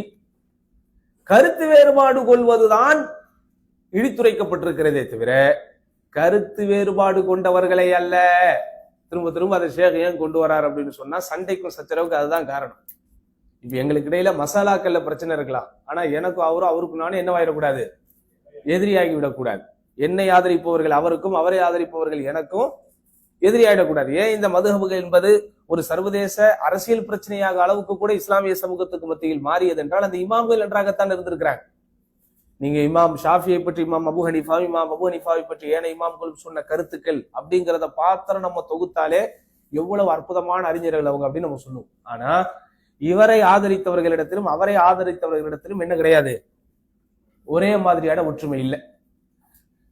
இமாம் இப்னு தைமியா ரஹிமஹுல்லாஹுடைய வாழ்க்கை வரலாறுல ஆச்சரியத்தை தரக்கூடிய ஒரு விஷயம் என்ன தெரியுமா? காலம்பூரா அவரை விமர்சித்துக் கொண்டிருந்த ஒருவர் மரணிக்கிறார். காலம்பூரா அவரை விமர்சித்துக் கொண்டே இருந்த ஒருவர் மரணிக்கிறார். உடனே இமாம் இப்னு தைமியாவுடைய மாணவர்கள் ஒருவர், ஷேக் அவர் மௌத்தா போயிட்டாரு அப்படின்னு சொல்றாரு. அவ்வளவுதான். ஷேக் அவர் யாரு, மௌத்தா போயிட்டாரு அப்படின்னு இமாம் இப்னு தைமியா அவரை கண்டிக்கிறார். கண்டித்தோடு மாத்திரம் இல்லாம நேரா எந்த வீட்டில் இந்த இறப்பு நடந்ததோ அவங்க வீட்டுக்கு நேரா போய் இறங்கி, இவங்க இறந்துட்டாங்க, இன்னால் இல்லா அப்படின்னு அவங்களுக்கு எல்லாம் துவா செஞ்சுட்டு, இவர் உங்க வீட்டில் இருந்தால் என்னெல்லாம் செய்வாரோ அதை அவரிடத்திலிருந்து நான் செய்து விட்டு வருவேன் அப்படின்ட்டு வாக்கு கொடுத்துட்டு வரேன். அப்பந்தான் இமாம் இப்னு தைமியாவினுடைய மாணவர்கள் இப்படி ஒரு வார்த்தையை பதிவு செய்கிறார்கள். எப்படி? இமாம் இப்னு தைமியாவுக்கு நண்பர்களாக இருப்பதல்ல, அவருக்கு எதிரியாக இருப்பது கூட பாக்கியம். அறிஞர்கள் சும்மா கிடையாதுங்க. அவங்க ஏன் இவ்வளவு காலங்கள் கடந்து மாஷா அல்லாஹ் அவர்களுடைய நினைவுகள் போற்றப்படுகிறது என்றால், சாமானிய மனுக்களுடைய ஒரு இயற்கையான வாழ்க்கை அவங்க கிட்ட இல்லை. அதற்காக அவங்களுக்கு வேற மாதிரி நம்ம கொண்டு போயிடக்கூடாது. சூஃபிகள் மாதிரி அவர்கள் மாசூம்கள் அல்ல, பாவகிறது பாதுகாக்கப்பட்டவர்கள் அல்ல. இருந்தாலும் தங்களுடைய நஃப்ஸை அடக்கி ஆள தெரிந்தவர்கள். சாதாரணமா ஒரு விஷயத்துக்கு ஒரு மனிதன் ரியாக்ட் பண்ணுவதற்கும் இல்மோடு இருக்கிற ஒருவனை ரியாக்ட் பண்றதுக்கு என்ன இருக்குது? வித்தியாசம் இருக்கா இல்லையா? யாரை அடித்தாலும் வலிக்கும், கரெக்ட். ஆனா அந்த வலி வந்தவுடன் அதை எப்படி இவர் பிரதிபலிக்கிறார், அந்த வலியினால் இவர் எப்படி நடந்து கொள்கிறார், எப்படி இவர் ரியாக்ட் பண்ணுகிறார் அப்படிங்கிறது தான் அவங்களுடைய கல்வியும் அவங்களுடைய அறிவும் அவங்களுடைய சுபாவமும் அவர்களுடைய அனுபவமும் என்ன செய்யும் நமக்கு அதை தெளிவுபடுத்தும். அப்படிதானே? அப்ப அதனால நம்ம என்ன செய்யணும்? கருத்து வேறுபாடுகள் அப்படிங்கிற விஷயம்தான் நமக்கு விமர்சிக்கப்பட்டிருக்கிறது அல்லது மார்க்கத்தில் குறை காணப்பட்டிருக்கிறதே தவிர கருத்து வேறுபாடு கொண்டவர்களை அல்ல அப்படிங்கறத என்ன செய்யணுமோ புரிந்து கொள்ள வேண்டும். சரியா? உதாரணமா இவர் குறிப்பிட்ட ஒரு மசாலாவில் குரானுக்கே மாற்றமாக சொல்லியிருக்கிறார், சுன்னாவுக்கு மாற்றமாக சொல்லியிருக்கிறார். இந்த மாற்றமாக சொல்லியிருக்கிறார் அப்படிங்கிற விஷயத்தை பொறுத்தவரை நல்லா புரிஞ்சுக்கணும். குரான் அப்படி சொல்லி இருந்தாலும் நான் அப்படித்தான் சொல்லுவேன் அப்படின்னா ஹலாஸ் வகத் ஹரஜ அன் மில்லத்தில் இஸ்லாம், அவர் இஸ்லாமிய வட்டத்தை விட்டு வெளியே போயிட்டார். குரானில் இப்படி இருக்குங்கிறத நீ இப்படி சொல்ற, அது அப்படி இல்ல, அது இப்படிதான் அப்படின்னு நான் சொல்லும் போது அது ஃபஹம்ல உள்ள விளக்கத்துல உள்ள பிரச்சனை. சரியா? அப்போ அதனால் நீங்க நல்லா புரிஞ்சுக்கணும், கருத்து வேறுபாடு என்பதுதான் இடித்துரைக்கப்பட்டிருக்கிறது அல்லது குறைத்து சொல்லப்பட்டிருக்கிறது என்பதை தவிர கருத்து வேறுபாடு கொண்டவர்கள் அல்ல அப்படிங்கறத என்ன செய்யறாங்க ஷேக் அவர்கள் நமக்கு சொல்றாங்க. அப்ப இது எல்லாத்தையும் அவங்க கொண்டு வரும்போது ஹிலாஃபை ரெண்டாக பிரிக்கிறாங்க. ஒன்னு அல் ஹிலாஃபுல் மத்மூம், இன்னொன்னு அல் ஹிலாஃபுல் மம்தூஹ். அதென்ன அல் ஹிலாஃபுல் மத்மூம் அல் ஹிலாஃபுல் மத்மூஹ்? இகழப்பட்ட கருத்து வேறுபாடு, புகழப்பட்ட கருத்து வேறுபாடு. இகழப்பட்ட கருத்து வேறுபாடு, புகழப்பட்ட கருத்து வேறுபாடு அப்படின்னும் போது நமக்கு இதுல நெகட்டிவ் பாசிட்டிவ், எதிர்மறை நேர்மறை. இதுல எது எதிர்மறை எது நேர்மறை? கேள்விலாம் கேட்காதீங்க, அப்பப்ப கேள்வி கேட்பேன். சொல்லுங்க தா. புகழப்பட்ட கருத்து வேறுபாடுன்னு இருக்கு, இகழப்பட்ட கருத்து வேறுபாடுன்னு இருக்கு. அப்படிதானே? இதுல எது பாசிட்டிவ் எது நெகட்டிவ், எது நேர்மறை எது எதிர்மறை? எது புகழப்பட்டது நேர்மறை, இகழப்பட்டது எதிர்மறை. கரெக்ட் தானே? கரெக்ட் தான். பொதுவா எந்த விஷயமாக இருந்தாலும் நேர்மறையை சொல்லி ஆரம்பிச்சுதான் எதிர்மறையை சொல்லுவோம். ஆனா இங்க பாருங்க, முதல்ல ஹிலாஃப் மதுமூம் அப்படிங்கறத சொல்லிட்டு தான் ஹிலாஃப் மம்தூ அல்லது மதுமூ அப்படிங்கிறது அடுத்து வருது. அப்படிதானே?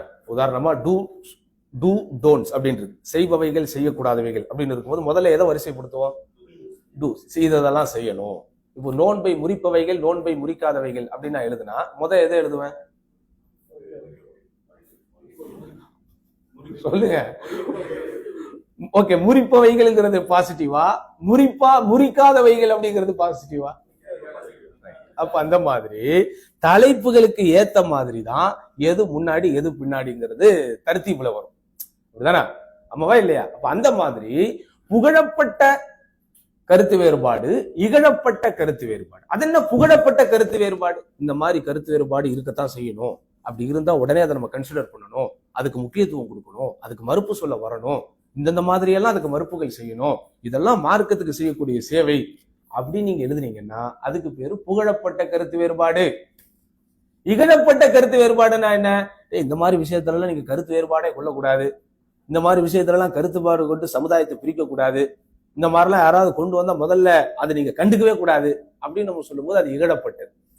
அப்ப எந்த விஷயமாக இருந்தாலும் அறிஞர்கள் பெரும்பாலும் நேர்மறையான விஷயங்களை முதலில் சொல்லிவிட்டுத்தான் எதிர்மறையான விஷயங்களை இரண்டாவது சொல்லுவார்கள். ஆனால் இங்க எதிர்மறையான விஷயங்கள் முன்னாடி சொல்லப்படுது. ஏன்? முடிந்த வரைக்கும் இந்த கருத்து வேறுபாடை நீங்கள் கொள்ளாதீர்கள், முடியாத பட்சத்துல வேற வழியே இல்லைன்னு சொன்னாதான் இந்த கருத்து வேறுபாடு உங்களுக்கு அனுமதிக்கப்பட்டிருக்கிறது. இதை எப்படி நீங்கள் புரிந்து கொள்ள வேண்டும் என்றால், இது ஒரு பொருத்தமான உதாரணம் இல்லைதான், இருந்தாலும் தலாக் என்பது மார்க்கத்தில் அனுமதிக்கப்பட்டதா இல்லையா? அனுமதிக்கப்பட்டது. ஆனால் அது புகழப்பட்டதா இகழப்பட்டதா அப்படின்னு நம்ம பார்க்கும்போது அது ஒரு கண்டிக்கப்பட்டது. அப்படிதானே? அப்படிதானே? தலாக்குங்கிறது அனுமதிக்கப்பட்ட எல்லாமே புகழப்பட்டதுங்கிற கேட்டகரிக்குள்ள நீங்க போயிடக்கூடாது.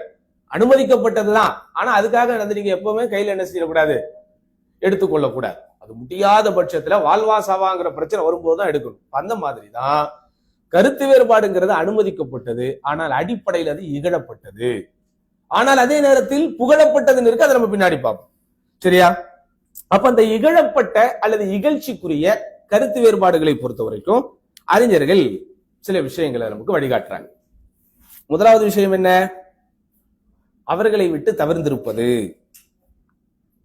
அவர்கள் சொல்வதை கேட்காமல் இருப்பது அப்படிங்கறத முதலாவது வழிகாட்டுது. முஜானபத்துஹும் வ அதமுல் இஸ்காஇ இலைஹிம் அவ் இஸ்ஸிமாஇ மின்ஹும். ரெண்டு விஷயம் இருக்கு. அவங்க கிட்ட அது கேட்க கூடாதுங்கிறத ஒரே வார்த்தையில முடிச்சிடலாம். ஆனா அல் இஸ்காஉ இலைஹிம் அஸ்ஸிமாஉ மின்ஹும் அப்படின்னு இருக்கு. அப்படின்னா என்ன? நீங்களா போய் அவங்க கிட்டையும் கேட்க கூடாது, அவங்களா உங்ககிட்ட வந்து சொன்னாலும் கேட்க கூடாது. எவ்வளவு ஆழமான வார்த்தை பாருங்க. டோன்ட் லிசன் ஃப்ரம் தெம் அப்படிங்கிறோம். அவங்க சொல்றதை காது கொடுத்து கேட்காதன்னா ரெண்டு விஷயம் இருக்கு. ஒண்ணு என்னது? நான் நேரா அவர் வீட்டுக்கு போய் அவர்கிட்ட உட்கார்ந்து இப்படிலாம் சொல்றீங்களே, ஏன் சொல்றீங்க அப்படின்னு கேட்கறது. இப்படி சொல்லும் போது அவர் பேசுவாரா, நான் பேசுவேனா? அவர் தான் பேச போறாரு. நான் கேட்பேனா, அவர் கேட்க போறாரா? நான் தான் கேட்க போறேன். ஆனா அதை இனிஷியேட் பண்ணது நான், அதுக்காக எஃபர்ட் எடுத்தது நான், அவர் சொல்லணும்னு விரும்புறது நான், அந்த கண்டென்ட்டுக்காக காத்திருக்கிறது நான். இதுக்கு பேர் தான் இஸ்லா. சிமானா என்ன? அவர் என்கிட்ட வராரு, உங்ககிட்ட கொஞ்ச நேரம் பேசணும், நீங்க ஃப்ரீயா அப்படின்னு கேட்கிறாரு. அவரு என்கிட்ட, அப்பவும் பேச போறது யாரு? அவரு தான். கேட்க போறது யாரு? நான் தான். ஆனா பாருங்க எவ்வளவு வித்தியாசம் இருக்கு ரெண்டுல. ஆனா நம்ம அந்த மொழி இருக்கும் போது அவர்கள் சொல்வதை கேட்காதீர்கள் அப்படின்னு முடிச்சிடறோம். ஆனா அரபு மொழியில அறிஞர்கள் அவங்களுக்கு உண்டான மரபு சொற்களை பயன்படுத்தும் போது அதமுல் இஸ்கா அதமு சிமா, நீயா வண்டியை கட்டிட்டு போய் உட்கார்ந்தும் இன்ட்ரெஸ்டா இருக்காத. ஏன்னா இது சில பேருக்கு நோய் சகோதரர்களே. நிறைய பேர் என்ன செய்வாங்கன்னா இந்த மாதிரி டாபிக்கா தான் தேடுவான். அவர்களுக்கு அறிஞர்களுடைய சிறப்புகள், எவ்வளவோ ஃபலாயில்கள், எவ்வளவோ மனாக்கிபுகள்லாம் இருக்கும். அந்த பக்கம் போக மாட்டாங்க. இவருக்கு அவருக்கு என்ன சண்டை, அவருக்கு இவருக்கு என்ன சண்டை, அந்த விஷயத்தை ரொம்ப இன்ட்ரெஸ்டா படிப்பாங்க. சரியா? அப்ப அந்த மாதிரியான ஒரு கேரக்டரை தாலிபுல் இல்ம்கள் வளர்த்துக் கொள்ளக்கூடாது அப்படிங்கிறதுனால ஷேக் அவர்கள் வரிசைப்படுத்துறாங்க. அப்ப அதனால நம்மளாவும் என்ன செய்யக்கூடாது, வண்டியை கட்டிட்டு போய் அவங்க கிட்ட இன்ட்ரெஸ்டா உட்கார்ந்து சொல்லுங்க, அப்புறம் இப்படியா, அப்புறம் அப்படின்னு அவங்கள இன்னும் பேசுறதுக்கு தீனி போடக்கூடாது. அவரா என்னடா நான் சொல்றதை யாரும் கேட்க மாட்டேன்றாங்க, சரி நானா வர்றேன், நீங்க ஃப்ரீயா, பக்கத்து வீட்டுக்காரங்க ஃப்ரீயா இருந்தா அவங்களையும் கூப்பிட்டு வச்சுக்கோங்க, நான் வர்றேன், இந்த டைம்ல இருந்து இந்த டைம் வரைக்கும் உங்ககிட்ட இருப்பேன் அப்படின்னு சொன்னாலும் அதை கேட்கக்கூடாது. இது ஒண்ணு. இதை பொறுத்த வரைக்கும் ஏன் இதை செய்ய சொல்றாங்க அப்படின்னா, பிதாத்து வாசிகளாக இவர்கள் இருக்கும் பட்சத்தில் அவர்கள் சொல்வதை கேட்கக்கூடாது என்கிற முடிவை நாம் எடுக்கும் போது அல் வலா வல் பராவை நிறைவேற்றியவர்களாக கருதப்படும். அல் வலா வல் பரானா என்னது? அல்லாஹுக்காகவே நேசித்தல், அல்லாஹுக்காகவே வெறுத்து. இதுதான் அல் வலா வல் பராங்க. இது எந்த இடத்துல நம்ம அப்ளை பண்றோம், எந்த இடத்துல அப்ளை பண்ணணும்? அல் வலா அல் பரா எல்லாருமே பண்றோம். எங்க பண்றோம்னா நம்முடைய பர்சனல் லைஃபுக்கு பண்றோம். அப்படிதானே? எதெல்லாம் நம்முடைய சுயசார்பை பாதிக்குமோ, நம்முடைய சொந்த விருப்பங்களை பாதிக்குமோ அங்கேதான் நம்ம அப்ளை பண்றோம். ஆனா உண்மையிலே அப்ளை பண்ண வேண்டிய இடம் எங்க இருக்கணும்? மார்க்கத்துக்காக, அல்லாஹ்வுக்காக. அப்ப இவர் ஒரு பிதாத்துக்காரராக இருக்கிறார். அப்ப இவருடைய விஷயத்தை நான் கேட்க மாட்டேன் என்று முடிவெடுக்கும் போது அல்லாஹுக்காக வேண்டி இருக்கக்கூடிய அல்வலா அல் பராவை நான் செயல்படுத்தியாக கருதப்படுகிறேன். இரண்டாவது, இப்ப பிதாத்துக்காரர்கள் உருவாக்குகிறார்கள், அவர்கள் சில கருத்துக்களை சமூகத்திற்கு வைக்கிறார்கள் அப்படின்னும் போது ஒரு அஹ்லு சுன்னாவுடைய ஒரு தாலிபுல் இல்மாக என் மீது என்ன கடமை? ஒரு குறிப்பிட்ட பிதாத்தினுடைய கருத்துக்கள் சமுதாயத்துல பரவப்பட்டு கொண்டிருக்கிறது. உதாரணமா இமாம் அஹ்மது இப்னு ஹம்பல் காலத்துல குர்ஆன் படைக்கப்பட்டது அப்படிங்கிற ஒரு பிதாத்தினுடைய கருத்து. இப்ப இன்னைக்கு நம்ம வாழ்ந்து கொண்டிருக்கக்கூடிய ஒரு காலகட்டத்துல குர்ஆன் ஹதீஸ் குர்ஆனுக்கு முரண்படுது, பகுத்தறிவுக்கு முரண்படுது, இந்த மாதிரியான ஒரு அகீதா ரீதியான ஒரு விஷயங்கள் பரப்பப்படுது. இப்போ ஒரு தாலிபுல் இல்மாக as a knowledge சீக்கராக என் மீது சுமத்தப்பட்டிருக்கிற கடமை என்னத்தா? அதை எதிர்க்கணும், அதை எதிர்த்து பிரச்சாரம் பண்ணணும்.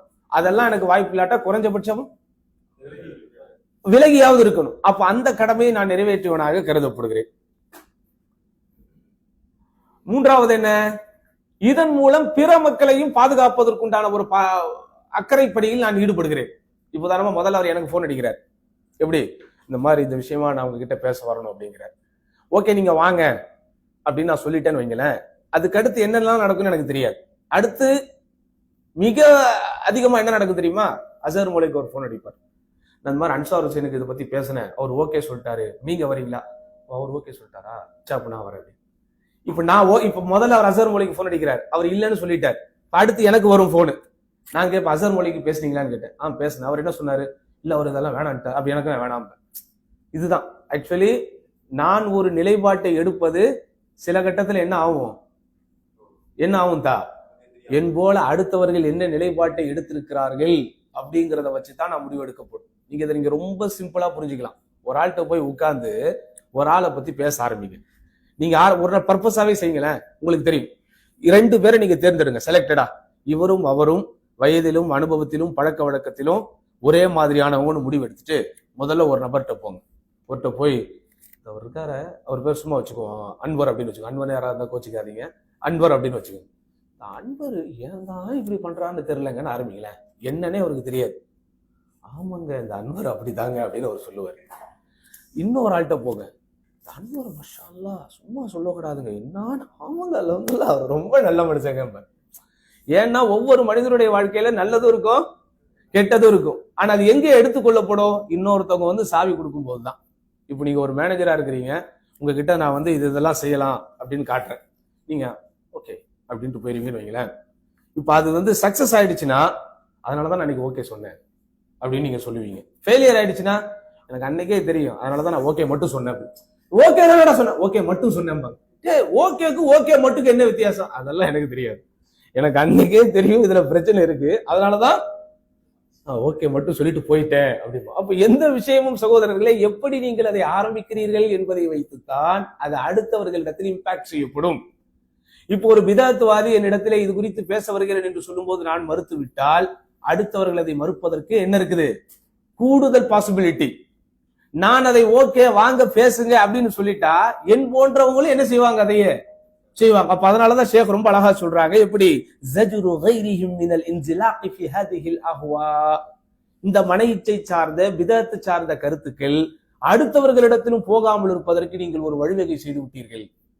உங்க இடத்துல வரும்போது நீங்க ஸ்டாப் பண்ணுங்கன்னு போது ஆட்டோமேட்டிக்கா இன்னொரு ஆளுக்கு நீங்க போன் பண்ணல, இந்த மாதிரி அவர் போன் பண்ணி கேட்பாரு, நீங்க வரலாம் சொல்லிடாதீங்களா, நீங்க சொல்லல, ஆனா நீ வரவில்லை என்கிற ஒரு விஷயமே அடுத்தவர்களிடத்தில் போய் அது சேராதற்கு என்ன ஆயிடும், காரணம். அப்போ அதனால் சகோதரர்களே, ஒரு விஷயத்தை நீங்கள் எடுப்பதற்கு முன்பே யோசித்துக் கொள்ளுங்கள், அது எவ்வளவோ எதிர்விளைவுகளை உங்களுக்கே தெரியாமல் ஏற்படுத்தும் அப்படிங்கிற விஷயம் இருக்கு. அடுத்து 4வது விஷயத்தை பொறுத்த வரைக்கும் ஷேக் அவர்கள் சொல்லுவது, பொதுமக்களுக்கு மத்தியில் அதை பரவ விடாமல் இருப்பதற்கு இது ஒரு காரணம் ஆயிடுச்சு. இப்ப கருத்து வேறுபாடான விஷயங்கள் எப்போ பொதுமக்களிடத்திலே பேசு பொருளாக ஆகும், எப்ப தான் பேசு பொருளாக ஆகும், நீங்க அதை இம்பார்ட்டன்ஸ் கொடுக்கும் போது, நீங்க அதுக்கு கையில் எடுக்கும் போது, அதை நீங்கள் எடுத்துக்கொள்ளும் போது அது ஆட்டோமேட்டிக்காக பொதுமக்களிடத்திலே பரவுவதற்கு காரணமாயிடும். இப்போ கருத்து வேறுபாடு கொண்ட விஷயங்கள், இப்ப ஏற்கனவே நான் உங்களுக்கு சொன்னேன், ஷேக் பின்பாஸுக்கும் ஷேக் இப்னுல் உசைமின் அவங்களுக்கும் ஷேக் அல்பானிக்கும் கருத்து வேறுபாடுகள் கொண்ட விஷயங்கள் 800 பக்கங்களுக்கு எழுதப்பட்டிருக்கிறது. அதையே அவர் 1வது பாகம் தான் சொல்றாருன்னு சொல்றேன். ஆனா அது பொதுமக்கள் எல்லாருக்கும் போய் சேர்ந்துருச்சா சொல்லுங்க. இப்போ நம்ம அதிகபட்சமா இவர்களுக்கு இடையில் வந்த கருத்து வேறுபாடுலாம் நமக்கு என்ன தெரியும், ருக்கு, அதாவது சமீல்லா அலிமன் ஹமீதான நிக்கிறதுல இருந்து நம்ம சஜிதாக்கு போகும்போது முதல்ல கை வைக்கணுமா முட்டு வைக்கணுமா, சரிதானா? சமீல்லா அலிமன் ஹமீதாவில நம்ம இப்படி கையை கட்டணுமா கையை விடணுமா, அப்படிதானா? அதே போன்று சில ஏதாவது இந்த மாதிரியான விஷயங்கள் தான் பொதுமக்களுக்கு போய் சேர்ந்திருக்கு. அதுவும் யாரு, தாலிபுல் இல்முக்கு தான் போகும். ஓரளவுக்கு தர்சுகளோடு தொடர்புடையவர்களுக்கு தான், பாடங்களோடு தொடர்புடையவர்களுக்கு தான் இந்த விஷயங்களுக்கு போகும். மற்ற எல்லா விஷயங்களும் ஏன் வரல, ஏன்னா பொதுமக்களிடத்துல இதை சென்று எந்த குழப்பமும் ஏற்பட்டு விடக்கூடாது என்பதற்காக அவங்க யாரும் அதை என்ன செய்யல, பூஸ்ட் அவுட் பண்ணல. அது யாருக்கும் அவங்க வெயிட்டேஜ் கொடுக்கல. அப்போ பிதாத்துக்காரர் ஒருவருடைய விஷயத்தை நீங்கள் செவிமெடுக்காமல் இருக்கிறோம் அப்படிங்கிற விஷயத்தை ஸ்டார்டிங்லயே நீங்க அதுல ஃபுல் ஸ்டாப் வச்சு நவுந்துட்டீங்கன்னு சொன்னீங்கன்னா அது பொதுமக்களிடத்தில் ஒரு பேசு பொருளாக என்ன ஆகாது, ஆகாது. அதுக்கு நீங்க ஒரு காரணமா இருப்பீங்க. அடுத்து பிதஅத்துக்காரர்கள் விஷயத்துல என்னதான் சொல்றாங்க கேட்டு பார்ப்போமே அப்படிங்கிற ஒரு விஷயம்தான் ஃபைனலாக அவர்களிடத்துல நம்ம இறங்குறதுக்கு உண்டான ஒரே காரணம். அப்படிதானே? நீங்க போகும்போதே என்ன அடிப்படையில இருப்பீங்க, அவன் என்ன சொன்னாலும் நம்ம நம்ப கூடாது, ஆனா என்ன செய்வோம், என்ன சொல்றாங்கன்னு கேட்போம் அப்படின்ட்டு நீங்க அந்த சபையில 5-10 நிமிஷம் அவர்கிட்ட பேசிட்டு வந்துட்டீங்க அப்படின்னா அது உள்ளத்துல தாக்கத்தை ஏற்படுத்துமா, ஏற்படுத்தாது? கண்டிப்பா ஏற்படுத்தும். அது போய் மூளையில போய் உட்கார்ந்துரும். அது எப்போ தரமா பாதிப்பை ஏற்படுத்தும்? உங்களை தட்டி விடத்துக்கு ஒரு புரட்சியாளர் வருவார். இன்னொரு ஆள் என்ன செய்வா, இதை நான் 25 வருஷத்துக்கு முன்னாடியே கேள்விப்பட்டிருப்பேன்னு என்னவோ 25 வருஷத்துக்கு முன்னாடி இதை பத்தி ஒரு பெரிய ஆய்வு பண்ணி பெரிய தீசிஸ் முடிச்ச அளவுக்கு இருக்கு. அப்ப அதனால தான் அறிஞர்கள் என்ன செய்யறாங்கன்னா, ஸ்டார்டிங்லயே நீங்க என்ன செய்யாத, அதை காது கொடுத்து கேட்காது. ஏன்? அது அஃபருல் கல்ப், அது உள்ளத்துக்குள் ஒரு தாக்கத்தை, ஒரு வடுவை ஏற்படுத்திவிடும். சகோதரர்களை சொன்னால் நீங்கள் ஆச்சரியப்படுவீர்கள். இந்த அரபுலகத்தில் நேற்று கூட நான் ஒருவரை சந்தித்தேன், என்னுடைய நண்பர். அவர் பேசிக் கொண்டிருக்கும் போது, ஷெஹ்னா கொஞ்சம் அவுட் ஆஃப் டாபிக் போறேன்னு நினைக்காதீங்க, அதெல்லாம் சொன்னாதான். ஆமா, என்னடா இவர் அப்படி என்ன சொல்லிட்டு இருந்தேன், ராமிதி பாத்துட்டீங்களா பேஸ்புக்க? சரி, ஓகே. அவர்கிட்ட பேசிக்கிட்டு இருக்கும்போது தௌஹீத் பற்றி நிறைய பேச்சு வந்துச்சு. அப்போ உங்க ஊர்ல நீங்க தௌஹீத் பத்திலாம் அப்படி நான் சொன்னேன். எல்லாம் பேசி முடிச்சதுக்கு அப்புறம் அவர்கிட்ட நான் ஒரு கேள்வி கேட்டேன். இப்ப எங்க கம்யூனிட்டியில நாங்கள் வாழ்ந்து கொண்டிருக்கக்கூடிய சூழல்ல தௌஹீத் பத்தி பேசுறோம்னா அதுக்கு ஒரு தேவை இருக்கு. ஏன்? முதல்ல கொள்கை ரீதியாக எங்க முஸ்லீம்கள் ஏகப்பட்ட பிரச்சனைகள் இருக்கு. நாங்க முஸ்லீம் அல்லாத கம்யூனிட்டியோட சமரசமா சகஜமா பழகி வாழ்றோம். எங்களுடைய படிப்பு கூடங்கள்ல இருந்து எங்களுடைய பள்ளிவாசலை தவிர்த்து எல்லா இடங்கள்லயும் அவங்களுடைய தாக்கங்கள் இருக்கு. அப்ப அதனால நாங்க யாரும் அந்த கொள்கையில விழுந்துடக்கூடாது அப்படிங்கிற ஒரு அச்ச உணர்வுல நாங்க தௌஹீதை பத்தி பேசுறதுக்கு ஓகே. ஆனால் நான் பார்த்திருக்கிறேன் சகோதரர்கள், நீங்களும் பார்த்திருப்பீங்க, இன்னைக்கு வரைக்கும் இந்த பள்ளிவாசல் எடுக்கிற சின்ன தர்சா இருந்தாலும் அவங்க எதை பத்தி தான் பேசுறாங்க? தௌஹீதை பத்தி தான். நேற்று கூட ஒரு இடத்துல நான் சொன்ன, ஒரு நிமிஷம் எங்க இந்திய மக்களுக்கு ஏதாவது ஒரு உபதேசம் பண்ணுங்க அப்படின்னு பேசுறதுன்னா அங்கேயே அவர் அதுதான் பேசுறாரு, தௌஹீதுங்கிறார். அப்போ அல்ஹம்துலில்லாஹ் தௌஹீத் பேசப்பட வேண்டியதுதான், தௌஹீத் அவ்வல், அதுல மாற்றுக்கிறது கிடையாது. ஆனா உங்களுக்கு அதுல என்ன தேவை இருக்கு அப்படின்னு கேட்டு ஒரு மாஷா அல்லாஹ் நீ ஒரு அருமையான கேள்வியை கேட்டாய். கேட்டுட்டு அந்த பதில் சொல்றாரு. கரெக்ட் தான், நீ சொல்ற மாதிரி எங்களுடைய பியாக்கள்னா என்னது, எங்களுடைய சுற்றுப்புற சூழல்கள்லாம் பாதுகாக்கப்பட்டதா இருக்குது. இதே கேள்வி ஷேக் பின் பாஸ் கிட்டையும் கேட்கப்பட்டுச்சு. மாஷா அல்லாஹ் எவ்வளவு பேணுதலா இருக்கிறாங்க பாருங்க. அவரை பத்தி கூடுதல் தகவல், இது வரைக்கும் அவர் சவுதி அரேபியா விட்டு வெளியே எங்கேயுமே போல. எங்கன்னா பஹ்ரைன், குவைத்து கூட அவர் போனது இல்லையா இது வரைக்கும். அவர் சற்று குறைய, எத்தனை வயசுன்னு கேட்காதீங்க, என் வயசுன்னு சொல்லக்கூடாது, நான் ஒரு 45-50 வயசு இருக்கு. எனக்கு 45-50 ஆவல, ஒரு இதுக்கு சொல்றேன். அவ்வளவு வயதானவர். இது வரைக்கும் அவர் என்ன செய்யல, சவுதி அரேபியாவை தாண்டி எங்கேயும் அவர் பாஸ்போர்ட்ல இது வரைக்கும் ஒரு சீல் கூட அடிக்கப்படலை. ரொம்ப ஆச்சரியமா இருந்துச்சு. சரி, அமெரிக்கா யூரோப் போறதுல எல்லாம் பிரச்சனை இருக்கு, அதுவும் உங்க ஆளுங்க இப்ப சகலமா போயிட்டு வராங்க, நீ ஏன் இங்க இருக்கிற அரபு நாடுகளுக்கு கூட போல? இல்ல, ஷேக் பின் பாஸ் எங்க ஷேக் சொல்லியிருக்கிறாங்க, எங்க எல்லாம் நீங்கள் ஃபித்னாவை பயப்படுகிறீர்களோ அங்கெல்லாம் என்ன செய்யாதீங்க, போவாதீங்க. பஹ்ரைனு குவைத்துல எல்லாம் உனக்கு என்னையா ஃபித்னா? இல்ல, இங்கதான் எல்லாரும் முத்தஹஜ்ஜிபுக, இப்போ கொஞ்சம் கொஞ்சம் மாறிடுச்சு இங்கேயும். இங்க எல்லாரும் ஹிஜாபுகளோட இருப்பாங்க. ஆனா நான் கேள்விப்பட்டிருக்கிறேன் அங்கெல்லாம் ஹிஜாப் இல்லாம பெண்கள்லாம் வருவாங்கன்னு கேள்விப்பட்டிருக்கிறேன். அப்ப எந்த ஃபித்னாவிலையும் நான் விழுந்துடக்கூடாது அப்படிங்கிறதுக்கு நேற்று ஒரு சம்பவம் சொன்னார். உண்மையிலேயே நான் கிருகிருன்னு ஆயிட்டேன். 60 வயது நபர் சகோதரர்கள், இவ்வளவு பெரிய தாடி வைத்திருந்தா அவங்களுக்கு தெரிஞ்ச ஒரு ஆளா, 60 வயது நபர், கண்ணியமான குடும்பத்தை சார்ந்தவர், யாரோ ஒருத்தருடைய தொடர்புல சும்மா பிலிப்பினோக்கு போயிட்டு வரலான்னு கூப்பிட்டுருக்காரு. இந்த ஹவுஸ் டிரைவர்ஸ் எல்லாம் இருப்பாங்கல்ல, இவங்க வா, நீங்க உன்னுடைய லீவ்ல என்ன செய்ய எங்களோட எங்க நாட்டுக்கு வந்து அப்படின்னு ஒரு ட்ரிப்பு போயிருக்கிறாரு. போன உடனே என்ன ஆச்சுன்னு தெரியல. அடுத்த பிறகு குடும்பத்துல யாருக்குமே சொல்லாம, யாருக்குமே ஒருத்தருக்கு தெரியாம பாஸ்போர்ட் எடுத்துட்டு போயிட்டாராம். தகவல் எதுவுமே தரல. இவங்க எல்லாத்துக்கும் பயம், எங்க போனாங்க. கடைசியில போலீஸ் அங்க எங்க போன உடனே இந்த மாதிரி ஏர்போர்ட்டுக்கு போயிருக்கிறாரு. ஏர்போர்ட்டுக்கு போய் எல்லாம் விசாரிச்சதுக்கு அப்புறம் பிலிப்பினோக்கு போயிருக்கிறாரு, பிலிப்பைன்ஸுக்கு போயிருக்கிறாரு. அங்க உள்ள அந்த ஹோட்டலுக்கு அங்க அல்ஹம்துலில்லாஹ் வாயிலே சொல்ல முடியாத வார்த்தை, தாடிகள் எல்லாவற்றையும் வடித்து விட்டு தகாத ஒரு சூழ்நிலையில் அவர் கண்டெடுக்கப்பட்டிருக்கிறார். ஒரே ஒரு பிரயாணம். நம்ம நினைக்கிறோம் ஒரு பிரயாணத்துல நம்முடைய வாழ்க்கையில என்ன ஆயிடும் அப்படின்னு. அப்போ முல்தசிபுகளாக இருப்பவனைத்தான் ஷைத்தான் குறிவைப்பான். அதனால எங்க ஷேக் பின் பாஸ் சொல்லி இருக்கிறாங்க, நம்ம பாதுகாக்கப்பட்ட சூழல்ல இருந்தாலும் நம்ம என்ன செய்யணும், தௌஹீதை பற்றி பேசிக்கொண்டே இருக்கணும். ஏன்னா பாதுகாக்கப்பட்ட சூழல்களில் உள்ளவர்களைத்தான் ஷைத்தான் கெடுத்துருவான் அப்படின்னு அவர் எத்தனையோ ஆண்டுகளுக்கு முன்னாடி சொன்னாரு. சமீபத்தில் நம்ப மாட்டீர்கள், 2-3 மாதங்களுக்கு முன்பு ஒரு சவுதியோடு நான் பேசிக் கொண்டிருக்கும் போது அவர் எனக்கு சொன்ன ஒரு வார்த்தை, இன்றைக்கு இந்த கம்யூனிட்டியில் இந்த சூழலில் உள்ள எத்தனையோ பிள்ளைகள் நாத்திக சிந்தனைகளுக்கு போயிருக்கிறார்கள். அப்போ சகோதரர்களே, நம்ம ஒரு விஷயத்தை காது கொடுத்து கேட்கிறோம் அப்படிங்கிறது ஜஸ்ட் ஒரு மீட்டிங் தானே அப்படின்னு அட்டன் பண்றது, சும்மா அவர் என்னதான் சொல்றான்னு கேட்கிறோம் அப்படிங்கிற அந்த எந்த வார்த்தை நம்மளை மாற்றோம்னு தெரியும். உங்களுக்கு தெரியுமா, இந்த சவுதி அரேபியாவுக்கு இன்னும் இந்த தாவா சென்டருக்கு வராத எத்தனையோ முஸ்லீம்கள் இருக்கிறார் இன்னும். ஏன்னா அவங்க வண்டி ஏறும்போதே அவங்க ஊர்ல உள்ள அஜரத்தை சொல்லி அனுப்பியிருக்கிறார். இப்படி வஹாபிகள் எடுத்து போடுவானுங்க, என்ன எடுத்து போடுவார்கள். அதனால அங்க போறியா, சம்பாதிக்கிறியா, வேலைக்கு போறியா, வாரியா, அதோட நிப்பாட்டிக்க. இதை இன்னும் அவர்கள் எடுத்துக்கொண்டு சகோதரர்களே, சரி இந்த வஹாபிகள் என்னதான் சொல்றாங்க, ஒரு தர்சுல உட்கார்ந்து பார்க்கலாமேன்ட்டு அவர்கள் உட்கார்வதில்லை. ஏன்? அவங்களுக்கு தெரியும் நம்முடைய ஒரு தர்சுல இன்ஷா அல்லாஹ் அவங்க உட்கார்ந்தாங்கன்னா அவர்களுடைய மனமாற்றத்திற்கு அசத்தியவாதிகள் தெளிவா இருக்கிறான். ஆனா சத்தியவாதிகள் எங்களை யாரும் மாற்ற முடியாது, எங்களை விலை கொடுத்து வாங்குவதற்கு இன்னும் ரூபாய் நோட்டுகள் அச்சடிக்கப்படவில்லை, இவனுக்கு இவனா பஞ்சு டைலாக பேசிக்கிட்டு ஒரு வாட்டி தானே போய் உட்கார்றோம் அப்படின்னு நீங்க உட்காருவீங்க. ஆனால் அந்த உட்கார்றது உங்களுக்கு என்ன ஆயிடும், கல்புக்குள் ஒரு அசரை அதை ஏற்படுத்தி உடனே நீங்க இம்பாக்ட் பண்ண மாட்டீங்க, உடனே அதை இம்பாக்ட் பண்ணாது, உடனே நீங்க ரியாக்ட் பண்ண மாட்டீங்க. ஆனா ஷைத்தான் அதை ஒரு வாய்ப்பாக வச்சுக்கிட்டே இருப்பான். எப்போ அது உங்களிடத்துல ஒரு மாறுதல்களையும் மாறுபாடுகளையும் ஏற்படுத்துவதற்கு காரணமாக இருக்க வேண்டுமோ அப்படி இருந்துரும். அப்ப அதனால உள்ளத்தில் உள்ள அசர்கள் ஏற்படாமல் இருப்பதற்கு. இரண்டாவது, இவ்வளவும் எதுக்கு உள்ளங்களை புரட்டுபவனே எனது உள்ளத்தை உன் மார்க்கத்தின் மீது நிலைபெறச் செய்.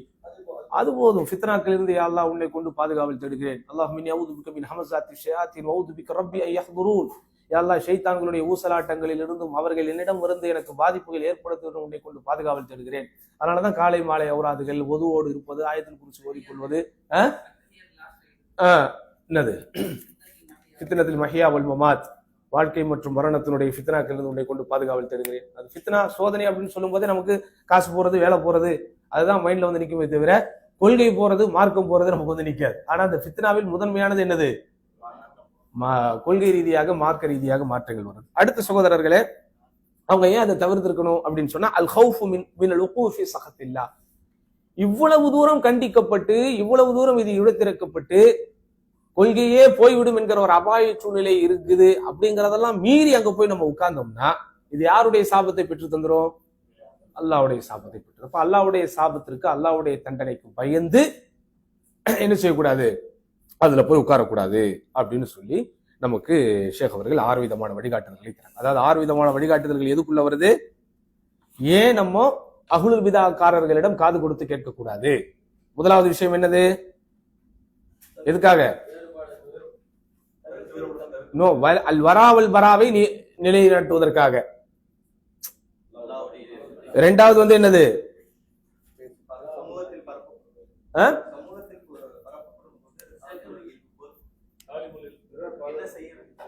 அந்த எதிர்கருத்துக்காரர்களுடைய கருத்துக்களை நான் வரமாட்டேன் என்று சொல்வதன் மூலமாக தடுப்பது. முதல்ல அவனுக்கு உணர்த்தணுமா இல்லையா, அவன் தப்புல இருக்கானா இல்லையான்னு. நான் வரேன் அப்படின்னு நீங்க தலையை ஆட்டினீங்கன்னா அது என்ன ஆயிடும், ஆக்சுவலி அவங்க என்ன செய்யறாங்களோ அதை நீங்க அக்செப்ட் பண்ற மாதிரி ஆயிடுமா இல்லையா. அப்படிதானே. இப்போ விதத்துகள் நடைபெறக்கூடிய இடத்துக்கு நீங்க போக கூடாது அப்படிங்கிறது ஏன் சொல்லப்படுதுன்னா, நீங்க அதை வந்து மறைமுகமா அங்கீகரிக்கிற மாதிரி ஆயிடுறீங்க. நீங்க வரமாட்டேன்னு சொல்லும் போதே அவன் செய்யறது தப்பு அப்படிங்கறது அவனுக்கு என்ன செய்யப்படுது, உணர்த்தப்படுது இல்ல. அதான் ரெண்டாவது, ஜஜ்ரு அஹ்லில் அஹ்வா, அந்த விதத்துக்காரர்களை தடுப்பது. மூன்றாவது, அடுத்தவர்களை பாதிப்பு விடாமல் பாதுகாப்பது. நாலாவது, சமூகத்தில் அவர்களுடைய விஷயம் பேசப்படாமல் ஆக்குவது அல்லது பரவல் விடாமல் தடுப்பது. ஐந்தாவது, அந்த விதத்துக்காரர்களுடைய கொள்கை ரீதியான தாக்கம் நம்முடைய உள்ளத்திலே ஏற்பட்டு விடாமல் பாதுகாப்பாக இருப்பது. ஆறாவது, அல்லாஹ்வுடைய தண்டனைக்கு பயந்து போகாமல் இருப்பது. இப்படி 6 விதமான விஷயங்கள் இதுல ஷேக் அவர்கள் நமக்கு கொண்டு வராங்க.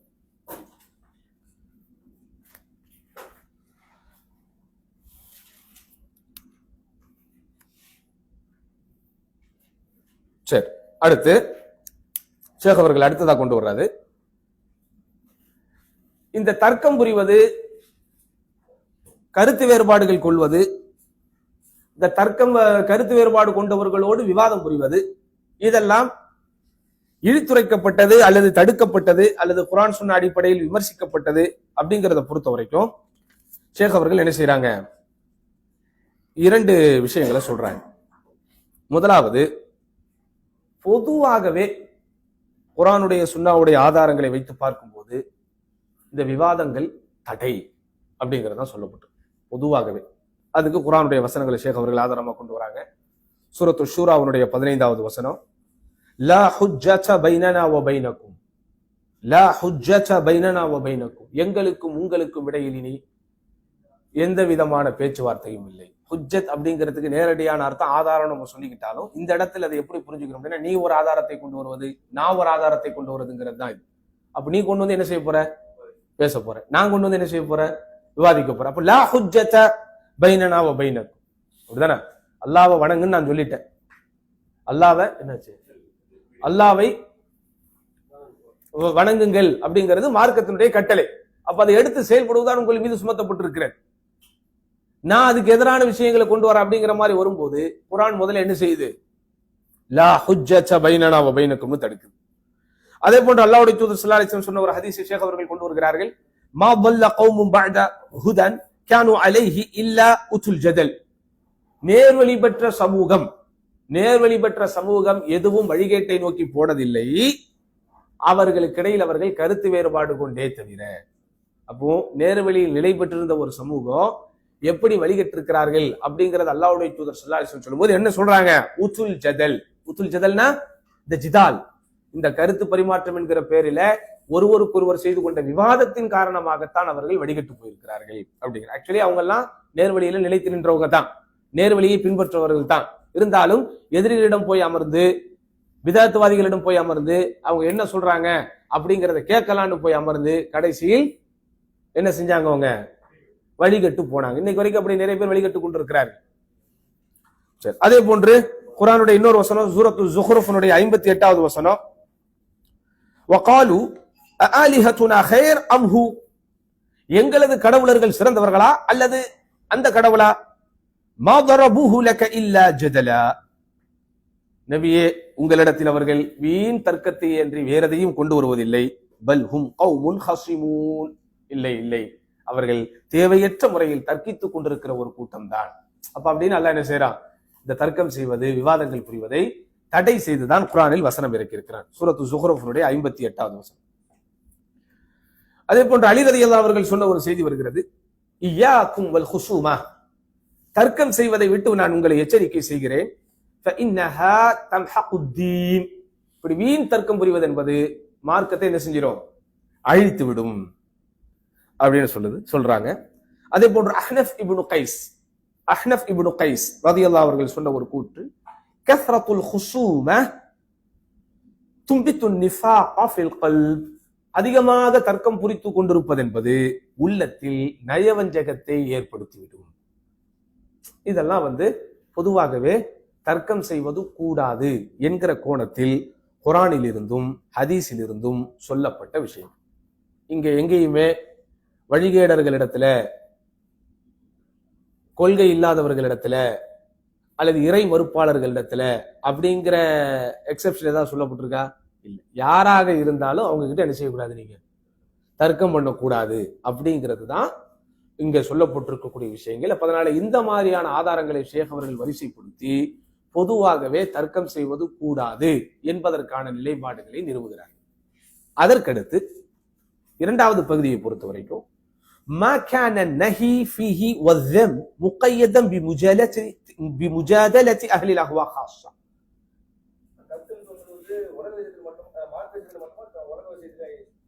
எந்த விஷயத்திலுமே அப்படின்னு இருக்கு. அதுக்கடுத்து வருது, இது ஃபர்ஸ்ட் விஷயம். ரெண்டாவது, பொதுவாக அஹ்லுல் அஹ்வா, அஹ்லுல் அஹ்வானா என்னது, இந்த மன இச்சைக்காரர்கள் அல்லது விதாத்துக்காரர்களோடு தர்க்கம் செய்யக்கூடாது என்பதை மாத்திரம் குறிப்பிட்டு வரக்கூடிய சில தடைகள். சலஃபுகள்ல குறிப்பாக இமாம் அல் ஹசன் அல் பஸரி, இமாம் இப்னு சீரின், இவர்கள் எல்லாம் மாஷா அல்லாஹ் அந்த ஆரம்ப முதலாவது நூற்றாண்டில் உள்ள நேர்வழி பெற்ற நல்லோர்களாகிய முன்னோர்கள். இவங்கெல்லாம் யாரு, ஆரம்ப காலத்து அந்த முதல் தலைமுறை அறிஞர்கள். அவங்க சொல்றாங்க, லா துஜாலிசு அஸ்ஹாபல் அஹ்வா, மன இச்சைக்காரர்களோடு நீங்கள் அமர்ந்து விடாதீர்கள். வலா துஜாதிலூஹும், அவர்களோடு தர்க்கம் செய்யாதீர்கள். வலா தஸ்மஉ மின்ஹும், அவர்களிடமிருந்து எதையும் செய்வெடுக்காதீர்கள். இதுதான் இந்த கொள்கையற்ற ஹுராஃபத் அல்லது தவறான அகீதாக்களை போதிப்பவர்களிடமிருந்து கல்வி பெறக்கூடாது அப்படிங்கிறதுக்கு உண்டான தடை. யாரு பிதத் வசூல் இதே கருத்து தான் சொல்றாங்க மறுப்பு. அவங்க பார்வையில நம்ம எல்லாம் முக்ததி, நவுது பில்லா, அப்படித்தான் என்ன செய்ய முடியாது. நம்ம என்ன சொல்றோம்னா, ரைட், அவர் கேட்ட கொஸ்டின் சூப்பர், இதே பதில தானே அவங்களும் சொல்றாங்க. இப்ப நம்ம குர்ஆன்ல எப்படி வருது, ஹதீஸ்ல எப்படி வருது, இமாம்கள் இப்படி சொன்னாங்கன்னு சொல்றோம்ல. இப்ப இமாம் இப்னு சீரின் ரஹிமஹுல்லா இப்படி சொல்லியிருக்கிறாங்க, இமாம் ஹஸன் அல் பஸ்ரி இப்படி சொல்லியிருக்காங்க நம்ம சொல்றோம். அவங்களும் இமாம் ஹசனுல் பஸ்ரி சொன்னாருன்னு தான் சொல்றாங்க. இப்போ கொஸ்டின், இமாம் ஹசனுல் பஸ்ரி தர்காக்கு போனாரா இல்லையா? இமாம் ஹசனுல் பஸ்ரி மௌலுது ஓதுனாரா இல்லையா? இதை வச்சுதான் புரிஞ்சுக்கணும். அவர் கேட்ட கேள்வி ஆழமானது. நம்ம சொல்ற இதே தான் அவங்களும் சொல்றாங்க. யார் இப்ப நம்ம ஊர்களில் போனோம்னா சுன்னத் அஹ்லே சுன்னத் வல் ஜமாத்துங்கிற பேர்ல போர்டு எழுதி நம்மள உள்ள வரக்கூடாதுன்னு பேடா நடந்துக்கிறாங்கல்ல, இவங்க வந்து இதே மாதிரி இமாம் இப்னு சீரீனை கொண்டு வந்துதான், இமாம் ஹசனுல் பஸ்ரியை கொண்டு வந்துதான் சொல்றாங்க. இப்போ கேள்வி, இமாம் ஹசனுல் பஸ்ரி எந்த மக்பராவுக்கு போனார், எந்த உதுர்ஹியாவுக்கு போனார், அதாவது எந்த கபர் வழிபாட்டை புரிந்தார்? அப்ப யார் அந்த இமாம்களை உண்மையிலேயே ஃபாலோ பண்றது? இதுதான் கேள்வி. சரிதானா? ரைட். அதே போன்ற சகோதரர்களே, இன்னும் சில ஆதாரங்கள் இருக்கிறது. இந்த மாதிரி தர்க்கம் புரிவது தடை செய்யப்பட்டிருக்கிறது, அல்லது விமர்சிக்கப்பட்டிருக்கிறது, அல்லது கண்டிக்கப்பட்டிருக்கிறது என்பன போன்ற விஷயங்களை மறைமுகமாக புரிந்து கொள்வதற்கு சில துணை ஆதாரங்களை ஷேக் அவர்கள் சமர்ப்பிக்கிறாங்க. முதல்ல குர்ஆன் வசனத்தை கொண்டு வந்தாங்க, அப்புறம் ஹதீஸை கொண்டு வந்தாங்க, அதுக்கப்புறம் சஹாபாக்களுடைய கருத்தை கொண்டு வந்தாங்க, அப்புறம் இமாம் ஹசனுல் பஸ்ரி, இமாம் இப்னு சீரின் போன்ற இந்த அறிஞர்களுடைய கருத்துக்களை கொண்டு வந்தாங்க. இப்ப அடுத்து சில துணை ஆதாரங்கள். துணை ஆதாரங்கள் என்றால் என்ன? பகுத்தறிவு ரீதியாக சிந்தித்து கொண்டாலும் நம்ம இந்த நிலைப்பாட்டுக்கு தான் வர முடியும். முதலாவது என்ன? குர்ஆன் இருக்குல்ல, குர்ஆன் நேரடியாக மக்களை விவாதம் செய்தும் தர்க்கம் செய்தும் என்னை நம்பிக்கை கொள்ள வேண்டும் அல்லது என்னை ஏற்றுக்கொள்ள வேண்டும் என்கிற போக்கில் குர்ஆன் என்ன செய்யல, அழைப்பு விடுக்கல. குர்ஆன் ரொம்ப ரேராக, அரிதாகத்தான் விவாதங்கள் சம்பந்தப்பட்ட விஷயங்களை பத்தி பேசுது. அது நம்ம பின்னாடி பார்ப்போம். அப்போ குர்ஆனுடைய ஒட்டுமொத்த விஷயங்களுமே எதை மையமாக வைத்து இல்ல, தர்க்கவாதங்களை வைத்துதான் குர்ஆன் நிரூபிக்கப்பட வேண்டும் அப்படின்னு இல்லை. அப்படிதானே? இப்போ நம்ம சில விஞ்ஞானிகள், கண்டுபிடிப்பாளர்கள் அப்படின்னு சொல்றோம், சயின்ஸ் ஃபார்முலா கொண்டு வந்து அவங்க எல்லாம் ஒவ்வொரு விஷயத்தையும் என்ன செஞ்சாங்க, தர்க்க ரீதியாக தர்க்கித்தார்கள். இவர் மாத்தி தான் கரெக்ட்னு சண்டை போட்டாங்க. கடைசியில ஒரு முடிவுக்கு வந்தாங்க. அதுவும் இன்னும் மாற்றப்படுது. இந்த நூற்றாண்டுல ஒரு ஒண்ணு சொல்லியிருப்பாரு, அடுத்த நூற்றாண்டுல வேற ஒண்ணு மாற்றும். அப்போ குர்ஆனை ஏற்றுக்கொள்வதோ அல்லது குர்ஆன் தன்னை பற்றி சமர்ப்பிக்கும் போதோ, மக்களை அழைக்கும் போதோ தர்க்கமும் விவாதமும் புரிந்துதான் என்னை நீங்கள் அங்கீகரிக்க வேண்டும் என்கிற போக்கில் குர்ஆனுடைய விஷயங்கள் அமையல. இரண்டாவது, எங்கெல்லாம் தர்க்கம் செய்வது அனுமதிக்கப்பட்ட வகையில் அல்லது அனுமதிக்கப்பட்ட வடிவில் வருகிறதோ அது ஒரு கடுமையான போக்கோடு தான் வருகிறது. உதாரணமா குர்ஆன்ல தர்க்கம் செய்தல் அப்படிங்கிற தலைப்பில் மாத்திரம் வரக்கூடிய குர்ஆன் வசனங்கள் எல்லாத்தையும் நீங்க எடுத்து பாருங்களேன். அது ஒரு கடுமையான போக்கை சொன்னதா தான் இருக்கும். வலா துஜாதிலு, தர்க்கம் செய்யாதீர்கள், அல்லது அப்படி நீங்கள் தர்க்கம் செய்வதாக இருந்தால் இப்படி மட்டும்தான் நீங்கள் செய்ய வேண்டும், அது தர்க்கம் செய்யும் போது அதில் ஏதாவது நீங்கள் சொன்னால் இப்படிப்பட்ட பாதிப்புக்கு நீங்கள் ஆளாகி விடுவீர்கள். மொத்தமா நீங்க அதை படிச்சு பாத்தீங்கன்னா அதுல என்ன இருக்குது, ஒரு எச்சரிக்கை கலந்த ஒரு பயத்தை ஏற்படுத்தக்கூடிய விஷயங்கள் தான் தர்க்கம் பற்றிய வழிகாட்டுதல்களே இருக்குது அப்படிங்கிறத ஷேக் அவர்கள் ஒரு துணை ஆதாரமா சமர்ப்பிக்கிறாங்க. அடுத்து, முன் சென்ற அறிஞர்களுடைய வரலாறுகளை எடுத்து பார்த்தால் பெரும்பான்மையான அறிஞர்கள் தர்க்கம் செய்வதிலிருந்து தவிர்ந்துதான் இருந்திருக்கிறார். சரியா? உதாரணமா நான் உங்களுக்கு 3 அறிஞர்கள் சொன்னேன். யாரு? நம்ம சமகாலத்துல வாழ்ந்த இமாம் பின் பாஸ், அதே மாதிரி ஷேக் உசைமீன், இமாம் அல்பானி. இந்த 3 பேர்ல தர்க்கம் செய்த அறிஞர் அப்படின்னு பார்த்தா இமாம் அல்பானி தான். இமாம் அல்பானி தான் நினைச்சிருக்கிறாங்க நிறைய இந்த மாதிரியான தர்க்கங்கள் புரிஞ்சிருக்கிறாங்க. மற்ற 2 அறிஞருடைய வாழ்க்கையில நம்ம அதை பார்க்க முடியும்.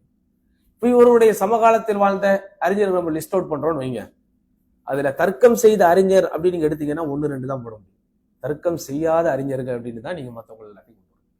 அதே போல நம்ம இமாம் ஹசனுல் பஸ்ரியில ஆரம்பிச்சு இமாம் சுஃபியான் சௌரி ஆரம்பிச்சு அப்படியே லிஸ்ட் அவுட் பண்ணும்போது இதில் தர்க்கம் செய்த அறிஞர்கள் யார்? ரொம்ப ரேரா இமாம் அஹ்மது இப்னு ஹம்பல் அப்படின்னு நீங்க ஒரு 2-3 அறிஞர்களை சொல்ல முடியும். தர்க்கம் செய்யாத அறிஞர்களை தான் பல பேரை கொண்டு வரும். சரி, அடுத்த நூற்றாண்டு யாரு? இமாம் இப்னு தைமியா, இமாம் இப்னுல் கய்யிம், இமாம் இப்னு கசீர், இந்த மாதிரி அறிஞர்கள் வாழ்ந்த காலம் இருக்குல்ல, அங்கே நீங்க எடுத்து பார்த்தாலும் தர்க்கம் செய்தவர்கள் செய்யாதவர்கள். இமாம் இப்னு தைமியா, அல்லாஹ் அக்பர், அவர் லைஃபே வேற, அவர் வேற லெவல், அவர் நிறைய தர்க்கம் பண்ணியிருக்கிறார். ஆனால் தர்க்கம் செய்யாத அறிஞர்கள் அப்படின்னும் போது அவங்க நேம் அதிகமா வரும். அதே போன்று நீங்க இமாம் முஹம்மது அப்துல் வஹாப் வாழ்ந்த காலகட்டம், இமாம் முஹம்மது அப்துல் வஹாப் நிறைய தர்க்கம் பண்ணியிருக்கிறாங்க. ஆனா தர்க்கம் செய்யாத அறிஞர் நிறைய. அப்போ ஆக தர்க்கம் செய்த அறிஞர்கள், தர்க்கம் செய்யாத அறிஞர்கள், அல்லது விவாதம் புரிந்தோர், விவாதம் புரியாதோர் அப்படின்னு நீங்க லிஸ்ட் அவுட்ல எடுக்கும் போது யாருடைய லிஸ்ட் நிறைய இருக்குது? செய்யாதவர்கள் லிஸ்ட் தான் இருக்கு. ரைட். இப்போ நம்முடைய இமாம் அஹ்லுஸ் சுன்னா வல் ஜமாஅ, அஹ்லுஸ் சுன்னாவின் தலைவர் என்று நாம் போற்றுகிற இமாம் அஹ்மது இப்னு ஹம்பல் ரஹிமஹுல்லாஹ், இப்ப அவங்களுடைய வாழ்க்கையை எடுத்து தர்க்கம் செய்து நிரூபித்த மஸ்அலாக்கள், விவாதம் செய்யாமல் நிரூபித்து பிரச்சாரம் செய்த மசாலாக்கள் அப்படின்னு லிஸ்ட் அவுட் எடுத்தீங்கன்னா எது நிறைய வரும்? அப்போ பொதுவாகவே இமாம்கள்ல யார் விவாதம் பண்ணிருக்கிறாங்க பண்ணலன்னு லிஸ்ட் அவுட் எடுத்தா செய்யாதவங்க பேர் தான் வருது. செஞ்சவங்களும் நிறைய செஞ்சுதான் அவங்க வேலையை பார்த்திருக்கிறாங்க அல்லது செய்யாமல் அவருடைய பிரச்சாரம் அமைந்திருக்கிறது அப்படின்னா இதுல வருது. அப்ப இதெல்லாத்தையும் கவனிக்கும் போது ஒரு சலஃபியத்தாக, ஒரு சலஃபியத்தை பின்பற்றக்கூடிய நான் என்ன முடிவு எடுக்கணும்? அதையும் ஒரு துணைக்கோள் வந்து அறிஞர்களுடைய அடிப்படையில போகணும்னு. சரியா? இது ஒரு விஷயம். அதுதான் என்னது قد يمتنع بعض السلف عن الجدل والمناظرة سدا للذريعة. விவாதம் செய்து அதன் மூலம் நன்மைகள் நடப்பதை தாண்டி தீமைகள் நிறைய நடந்துவிடக் கூடாது என்கிற அச்சத்திற்காக அவர்கள் நினைச்சிருக்கிறாங்க, தவிர்த்திருக்கிறார்கள். அதே போன்று எப்படி அந்த ஏற்கனவே நான் சொன்னேன் இல்லையா, நிறைய இமாம்கள் தர்க்கம் செய்யாமலேயே தவிர்த்திருக்கிறார்கள். அப்ப அதை நம்ம முன்மாதிரியா எடுத்து செய்யாம இருக்கிறது. அடுத்து தர்க்கம் செய்ய ஆரம்பிக்கும் போது அல்லது விவாதம் செய்து நாம் ஒரு கருத்தை நிலைநாட்டும் போது பலகீனர்களாக இருக்கக்கூடியவர்கள், பலகீனர்கள்னா என்ன? இப்ப நம்ம வந்து மூமின்கள் அப்படின்னு சொன்னா எல்லா மூமின்களும் ஒரே ஸ்டேஜா? கல்வி தேடும் மாணவர்கள் அப்படின்னு சொல்லும்போது எல்லாரும் ஒரே ஸ்டேஜா? ஒரு விஷயங்களை எடுத்து சொல்லும் போது அதை எடுத்துக் கொள்ளுகிற மனப்போக்கம் எல்லாத்துக்கும் ஒரே ஸ்டேஜா? இல்லையா? எந்த விஷயமாக இருந்தாலும் அதை நீங்க அறிவிப்பு பண்ணும்போது, அதை நீங்க அனௌன்ஸ் பண்ணும்போது எல்லாருக்கும் பொதுவாக நீங்க அனௌன்ஸ் பண்றீங்க, ஆனா அது எல்லாரும் ஒரே மாதிரி எடுத்துக்கொள்ள மாட்டார்கள். இப்போ ஒவ்வொரு விஷயத்தையும் நம்ம தர்க்கம் பண்ணி விவாதம் பண்ணி தான் நிரூபிக்க வேண்டிய ஒரு சூழ்நிலை இந்த சமூகத்திற்கு இருக்கிறது அப்படிங்கிற ஒரு பொது கருத்தை நீங்க உருவாக்கிட்டீங்கன்னா அடிமட்டத்தில் இருக்கிற பலவீனமான கல்வி நிலை கொண்ட மக்கள் பெரும்பாலும் பாதிக்கப்படுவார்கள். இப்போ நீங்க பொதுமக்களுக்கு மத்தியில போய் இது சஹீஹ், இது தைஃப், இது மௌது அப்படின்னு நீங்க சொல்லிக்கிட்டே இருந்தீங்கன்னா கரெக்ட் தான், சொல்ல வேண்டிய விஷயங்கள் தான். அடிப்படை அறிவே இல்லாதவன் என்ன முடிவு பண்ணுவான்? போப்பா அந்த ஹதீஸ்னாலே இதான்ப்பா பிரச்சனை, அப்ப நம்ம ஹதீஸே வேணாம் நவுது பில்லா அப்படின்னு முடிவு எடுப்பதற்கு வாய்ப்பு இருக்கா இல்லையா? அப்ப அதனால் சஹீஹ், இந்த ஹதீஸ்களுடைய சிஹத்து சம்பந்தப்பட்ட விஷயங்கள், இஸ்னாது சம்பந்தப்பட்ட விஷயங்கள், அறிவிப்பாளர் குறை நிறைகள், ஜரகுவத்தாதில் அறிவிப்பாளர் சம்பந்தப்பட்ட விமர்சனங்களை யார்கிட்ட கொண்டு போக கூடாது? நம்ம பொதுமக்களிடத்துல கொண்டு போக கூடாது. அது யாருக்கிட்ட வச்சு பேசணுமோ அவங்க கிட்ட தானே பேசணும். அப்போ இந்த விஷயத்துல அறிஞர்கள் கவனமா இருந்திருக்கிறாங்க. இன்னொன்று அல்லாஹ் அக்பர், இது எந்த காலகட்டத்துல பெரும்பாலும் எல்லோருமே அறிஞர்களாக வாழ்ந்த அந்த காலகட்டத்திலேயே அவர்கள் எவ்வளவு கவனமாக இருந்திருக்கிறார்கள். ஆனா நம்ம அந்த ஹாஸான விஷயத்தை கொண்டு போய் ஆமத்துனாஸ் கிட்ட போய் பேசி, பொதுவா குறிப்பாக இருக்கக்கூடிய விஷயங்களை பொதுமக்களிடத்துல கொண்டு போய் பேசி அதுல பொதுவான ஒரு சந்தேகத்தை அவங்களுக்கு என்ன செய்யக்கூடாது ஏற்படுத்தி. இது அபூ ஹுரைரா ரலியல்லாஹு உட்பட ஒரு விஷயத்த உங்களுக்கு தெரியும். அபூ ஹுரைரா ரலியல்லாஹு ரசூல் ஸல்லல்லாஹு அலைஹி வஸல்லம் சொல்றாங்க, எல்லாத்தையும் கேட்டுட்டு கடைசியா அபூ ஹுரைரா ரலியல்லாஹு என்ன கேட்டாங்க? யா ரசூலல்லாஹ், இதை நான் மக்களுக்கு அறிவிக்கவா? அப்ப என்ன சொன்னாங்க அல்லாஹ்வுடைய தூதர்? வேண்டாம், அறிவிக்காதங்க. அதுக்கப்புறம் அவங்க வந்து இது சொன்னால் பிரச்சனை ஆகாது என்கிற ஒரு முடிவு வந்ததற்கு பிறகுதான் அவங்க அறிவிச்சாங்க. அப்ப அதனால நம்ம என்ன செய்யணும்? இந்த விஷயங்கள் எல்லாவற்றையும் கவனத்தில் கொள்ள வேண்டும். அப்போ பலகீனர்களுடைய உள்ளத்தில் இந்த தர்க்கங்களும் இந்த வீண் விவாதம் சொல்லக்கூடாது, தேவைப்படக்கூடிய விவாதங்களாகவே இருந்தாலும் அது ஒரு எதிர்மறை தாக்கத்தை ஏற்படுத்தி விடக்கூடாது என்பதற்காக அவர்கள் தவிர்த்து கொண்டார்கள். அடுத்து மஸ்லஹா மஃப்சதா, ரொம்ப முக்கியமான விஷயம், நம்முடைய தனிப்பட்ட வாழ்க்கைக்கும் தேவைப்படக்கூடிய விஷயம். அது என்ன மஸ்லஹா மஃப்சதா? மஸ்லஹா மஃப்சதானா என்னதா? நிறை குறை, நன்மையா தீமையா அப்படிங்கறத அவங்க பேலன்ஸ் பண்ணாங்க. ஒரு விஷயத்தை விவாதம் செய்தால் நன்மையா, செய்யாமல் விட்டால் நல்லதா? இப்போ நம்ம இவ்வளவு அறிஞர்கள் தர்க்கம் செய்யல, விவாதம் செய்யல அப்படின்னு நம்ம லிஸ்ட் அவுட் போடுறோம். ஆனா அது எல்லாத்தையும் மீறி இமாம் அஹ்மது இப்னு ஹம்பல் குர்ஆன் படைக்கப்பட்டதா அல்லது இறக்கப்பட்டதா அப்படிங்கிற விஷயத்துல விவாதம் பண்ணாங்களே, ஏன் பண்ணாங்க? அப்ப அவங்க இவங்க வழிமுறைகளுக்கு எல்லாம் மாற்றமா போனாங்களா? இல்ல, அவங்க மஸ்லஹா மஃப்சதா பார்த்தாங்க. எல்லாரும் அமைதியாக இருக்கிற மாதிரி இப்ப இருக்கிற சூழலை நம்ம என்ன செய்ய முடியாது, என்ன பண்ண முடியாதுதா? அமைதியாக இருக்க முடியாது. ஏன்னா இப்ப நம்ம அமைதியாக இருந்து விட்டால் இந்த கொள்கை இன்னும் என்ன செஞ்சிரும், வீரியை எடுத்துரும். அப்ப அப்படிங்கிறதால அவங்க எடை போட்டு பார்த்து, சீர்தூக்கி பார்த்து, நன்மை தீமை அவர்கள் வந்து பேலன்ஸ் பண்ணி பார்த்துதான் அவங்க முடிவு பண்ணாங்க. அந்த மாதிரி இந்த தர்க்கம் செய்யாத அறிஞர்கள் அவங்களுடைய பாயிண்ட் ஆஃப் வியூல மஸ்லஹா மஃப்சதா பார்த்து, மஸ்லஹா மஃப்சதா இது செஞ்சா நல்லது, செய்யாம விட்டா நல்லது, செஞ்சா பாதிப்பு, செய்யாம விட்டா பாதிப்பு அப்படிங்கிறத பார்த்து இதை செய்வதை விட, தர்க்கம் செய்வதை விட, விவாதம் செய்வதை விட, விவாதம் செய்யாமல் விட்டால்தான் நல்லது என்று அவர்கள் முடிவுக்கு வந்ததுனால அவங்க என்ன செய்யல, விவாதம் பண்ணல.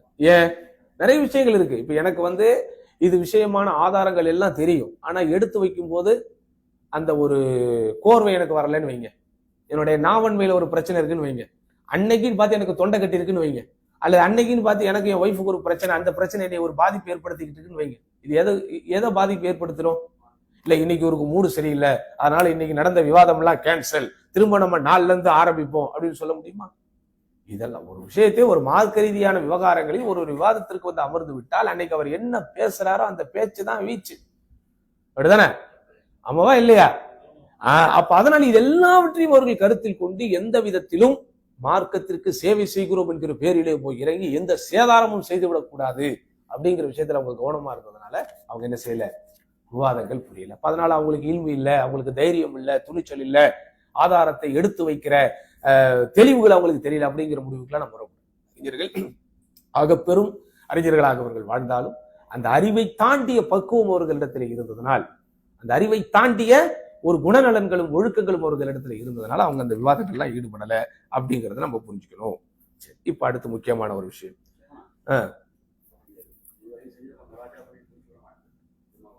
அது ஜும்மாக்கு அப்புறமா எத்தனை மணிக்கு ஜும்மா?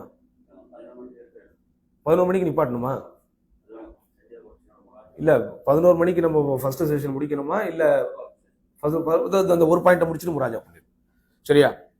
அடுத்து இவ்வளவு நேரம் நம்ம பேசினது எல்லாமே என்ன பார்த்தோம்? அதாவது ஜிதால் அல்லது ஹுசூமா அப்படின்னு நம்ம சொல்லிக்கிட்டு, ஜிதால் அதாவது தர்க்கம் செய்வது, விவாதம் புரிவது, அது குறித்து மார்க்கத்தினுடைய நிலைப்பாடுகள், ஆதாரங்கள். கடைசியா மதுமும் மம்தூ, புகழப்பட்ட இகழப்பட்ட அப்படிங்கிற விஷயங்கள் எல்லாம் பார்த்தோம். பொதுவாக தர்க்கம் செய்வது, விவாதம் புரிவது தடை செய்யப்பட்டிருக்கிறது, குறிப்பாக தடை செய்யப்பட்டிருக்கிறது அப்படிங்கிறதெல்லாம் பார்த்தோம். அடுத்து ஒரு முக்கியமான ஒரு ஸ்டேஜுக்கு நம்ம வந்திருக்கிறோம். அது என்ன அப்படின்னு சொன்னா, அப்ப இந்த அஹ்லுல் அஹ்வா, அஹ்லுல் அஹ்வானா யார்? ஒன் செகண்ட், மன இச்சைக்காரர்கள். யார் அவங்க?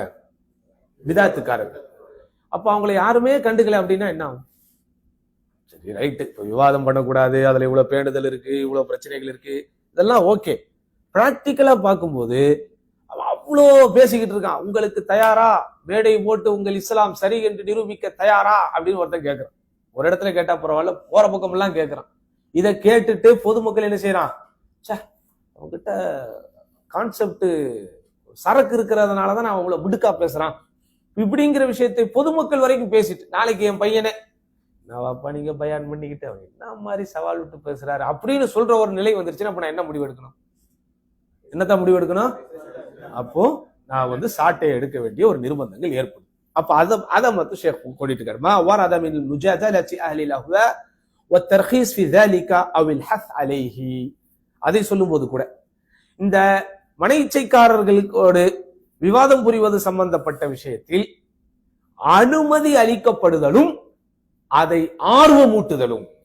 ஒரு இடங்கள்ல அனுமதி, ஒரு சில இடங்கள்ல இன்னும் ஒரு சில இடங்கள்ல சில அறிஞர்கள் மா எஜிபுங்கிறாங்க. எஜிபுனா என்னது? அது அனுமதிலாம் கிடையாது, ஆர்வம்லாம் கிடையாது, அது என்னது? ஆப்ளிகேட், கட்டாயம் நீங்க போய் இறங்கி செஞ்சே ஆகக்கூடிய கட்டங்கள்லாம் இருக்கு. அதுக்கு சில ஆதாரங்களை போடுறாங்க. முதலாவது அனுமதி சம்பந்தப்பட்ட விஷயங்களை பொறுத்த வரைக்கும், அதாவது இஸ்லாம் தர்க்கம் செய்வதை, விவாதம் புரிவதை ஆர்வமூட்டவில்லை அல்லது தடை செய்யவில்லை அப்படின்னு நம்ம சொல்லிக்கிட்டாலும், எந்த தர்க்கத்தினால் விவாதத்தினால் சத்தியம் நிரூபிக்கப்படுமோ அதை செய்வதை இஸ்லாம் தடுக்கவில்லை அப்படிங்கிறதுக்கு உண்டான குர்ஆன் வசனம். உத்உ இலா சபீலி ரப்பிக பில் ஹிக்மதி வல் மௌஇதத்தில் ஹஸனா வஜாதில்ஹும் பில்லதி ஹிய அஹ்சன். நபியே, உமது இறைவனின் பால், உமது இறைவனின் பாதையின் பால், வழியின் பால் நீங்கள் அழைப்பீராக. இது அறிவை கொண்டும் அழகிய உபதேசத்தை கொண்டும் அழைப்பீராக. மேலும் நன்மையான முறையில் அவர்களோடு நீங்கள் விவாதமும் புரிவீராக. சூரத்து நஹல்ல வரக்கூடிய 125வது வசனம். அதே போன்று அல்லாஹ்வுடைய தூதர் சொன்னாங்க, ஜாஹிதுல் முஷ்ரிகீன பி அம்வாலிக்கும் வ அன்ஃபுசிக்கும் வ அல்சினத்திக்கும். நீங்கள் இந்த முஷ்ரிகீன்களோடு, ஷிர்க் வைக்கக்கூடியவர்களோடு உங்களுடைய பொருளாதாரத்தை கொண்டும், உங்களுடைய உயிருடைமைகளை கொண்டும், மேலும் உங்களுடைய நாவுகளை கொண்டும் போரிடுங்கள். நாவுகளை கொண்டு போரிடுதல் அப்படின்னா அதுல எதுவும் வருது? டிபேட் வருது அப்படின்னு சொல்றாங்க.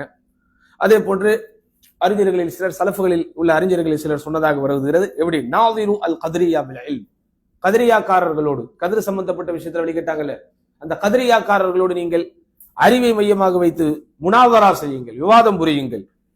ஏன் நீங்கள் விவாதம் செய்வதன் மூலம் அவர்கள் அதை ஏற்றுக்கொண்டால் நேர்வழி பெற்றவர்களாக ஆகுவார்கள். நீங்கள் விவாதம் செய்து சத்தியத்தை நிலைநாட்டியும் அவர்கள் ஏற்காவிட்டால் அவர்கள் மறுத்தவர்களாக ஆகிவிடுவார்கள். அதை பத்தி நீங்க கவலைப்படாதீங்க. என்ன செய்யுங்க, அவங்களோடு முனாவரா செய்யுங்கள். முஜாதலா என்பதை விட காரம் உள்ள ஒரு வார்த்தை தான் முனாவரா. அவங்களோட தர்க்கம் இல்ல, விவாதமே புரியுங்கள் அப்படின்னு வரக்கூடிய அந்த விஷயத்த சொல்றாங்க. இந்த நிலைப்பாட்டை அங்கீகரிக்கக்கூடிய விதத்துல குர்ஆனுடைய வசனங்கள் எப்படி? சூரத்துல் பக்ராவினுடைய 135வது வசனம், அதில் அல்லாஹ் சொல்லுகிறான், இது இந்த முஷ்ரிக்குகள் முனாஃபிக்குகள் இவங்கெல்லாம் ரொம்ப குற்றச்சாட்டுகளை எடுத்து வைக்கிறாங்க. அல்லாஹ்வுடைய தூதர் அப்படி இது அப்படி. அப்போ குர்ஆன்ல வருது, வகாலு கூனு ஹூதன் அவ் நஸாரா தஹ்தது.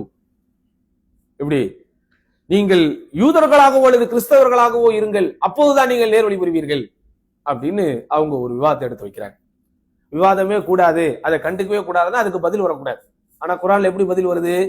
வகாலு, அவர்கள் கூறினார்கள், கூனு ஹூதன் அவ் நஸாரா தஹ்தது, நீங்கள் யஹூதிகளாகவோ அல்லது நசாராக்களாகவோ இருங்கள், அப்போதுதான் நீங்கள் நேர்வழி பெறுவீர்கள் அப்படின்னு அவங்க சொன்ன வாதத்தை எடுத்து வச்சுட்டு மறுப்பு வருது.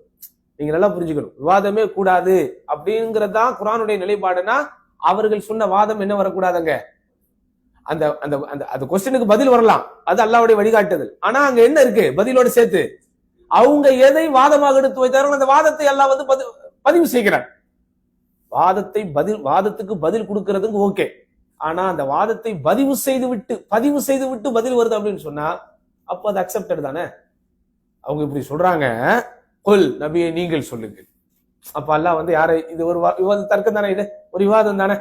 கொல் நபியை நீங்கள் பதில் சொல்லுங்கள், பல் மில்லத்த இப்ராஹிம் ஹனீஃபா, சன்மார்க்க சீலராக நேரிய வழியிலே நிலைத்திருந்த இணை வைப்பு கலப்படமில்லாமல் வாழ்ந்த அந்த சீர்திருத்தவாதி இப்ராஹிம் நபியின் மார்க்கத்தை பின்பற்றுங்கள், அப்பதான் நீங்க சொர்க்கத்துக்கு போவீங்க. அப்போ ஒரு வாதத்திற்கு பதில் மாத்திரம் வந்தால் அது ஓகே, ஆனா அந்த வாதம் பதிவு செய்யப்பட்டு அந்த பதிவுக்கு பிறகு பதில் வரும்போது சத்தியத்தை நிலைநாட்டுவதற்கு என்ன செய்யலாம், விவாதிக்கலாம் அப்படிங்கிறது ஆதாரம் அப்படின்னு எடுத்துக்கோங்க. இரண்டாவது, அதாவது இப்ராஹிம் அலைஹிஸ்ஸலாம் தன்னுடைய தந்தையோடு தர்க்கம் செய்தார். குர்ஆன்ல வருதா இல்லையா? ஹாஜ்ஜ இப்ராஹிம் தான் அந்த வசனமே ஆரம்பிக்குது. இப்ராஹிம் நம்முடைய தந்தையோடு தர்க்கம் செய்தார். இப்ராஹிம் அந்த ஆசர் என்ன செஞ்சாரு, சிலைகளை எல்லாம் சிற்பங்களை எல்லாம் வணங்கி ஒளி, இப்போ எதுவுமே காது கொடுத்து கேட்காத, வாய் பேச முடியாத, தனக்கு நன்மையோ தீமையோ செய்திட முடியாத ஒன்றை நீங்கள் வணங்குகிறீர்களே அப்படின்னு அவங்க என்ன செஞ்சாங்க, தர்க்கம் பண்ணாங்க. அதே போன்று அந்த சமுதாய மக்கள் எதெல்லாம் தர்க்கத்திற்குரிய விஷயங்களாக எடுத்து வச்சாங்களோ, நட்சத்திரம் சக்தி உள்ளது அப்ப அது கடவுள், சந்திரன் சக்தி உள்ளது அது கடவுள், நில சூரியன் எல்லாத்தையும் விட பெருசு, ரொம்ப ஒளி தரக்கூடியது அது சக்தி அப்படின்னு அவங்க எடுத்து வைத்த வாதங்களை எல்லாம், அந்த தர்க்கங்களுக்கெல்லாம் அறிவு ரீதியாக பதில் சொன்னதெல்லாம் குர்ஆன் எடுத்து காட்டுது. அப்ப இதெல்லாம் சத்தியத்தை நிலைநாட்டுவதற்கு தர்க்கங்களும் விவாதங்களும் செய்யலாம் அப்படிங்கிறதுக்கு எடுத்து வைக்கப்படக்கூடிய ஆதாரங்கள். அதே போன்று சஹாபாக்களிலும் இருந்து வரக்கூடிய ஒரு விஷயம், அதாவது உமர் ரலியல்லாஹு அன்ஹு அவர்கள் ஹுதைபியா உடன்படிக்கையின் போது அல்லாஹ்வுடைய தூதர் ஸல்லல்லாஹு அலைஹி வஸல்லம் அவர்களோடு செய்த தர்க்கம் தானே அது. ஹுதைபியா உடன்படிக்கையில அவங்க கிளம்பி போறாங்க, போற வழியில சில பல நல்ல விஷயங்களுக்காக, நலன் சார்ந்த முடிவுகளுக்காக நபி ஸல்லல்லாஹு அலைஹி வஸல்லம் நம்ம திரும்பி போயிடலாம் அப்படின்னு இருக்கிறாங்க. அப்போ உமர் ரலியல்லாஹு அன்ஹு என்ன செய்யறாங்க, ரசூலுல்லாஹ் கிட்ட தர்க்கம் பண்ணா, தர்க்கமே கூடாதுன்னா இந்த மாதிரி தர்க்கமே செய்யக்கூடாது அப்படின்னு தடுத்திருக்கணும்.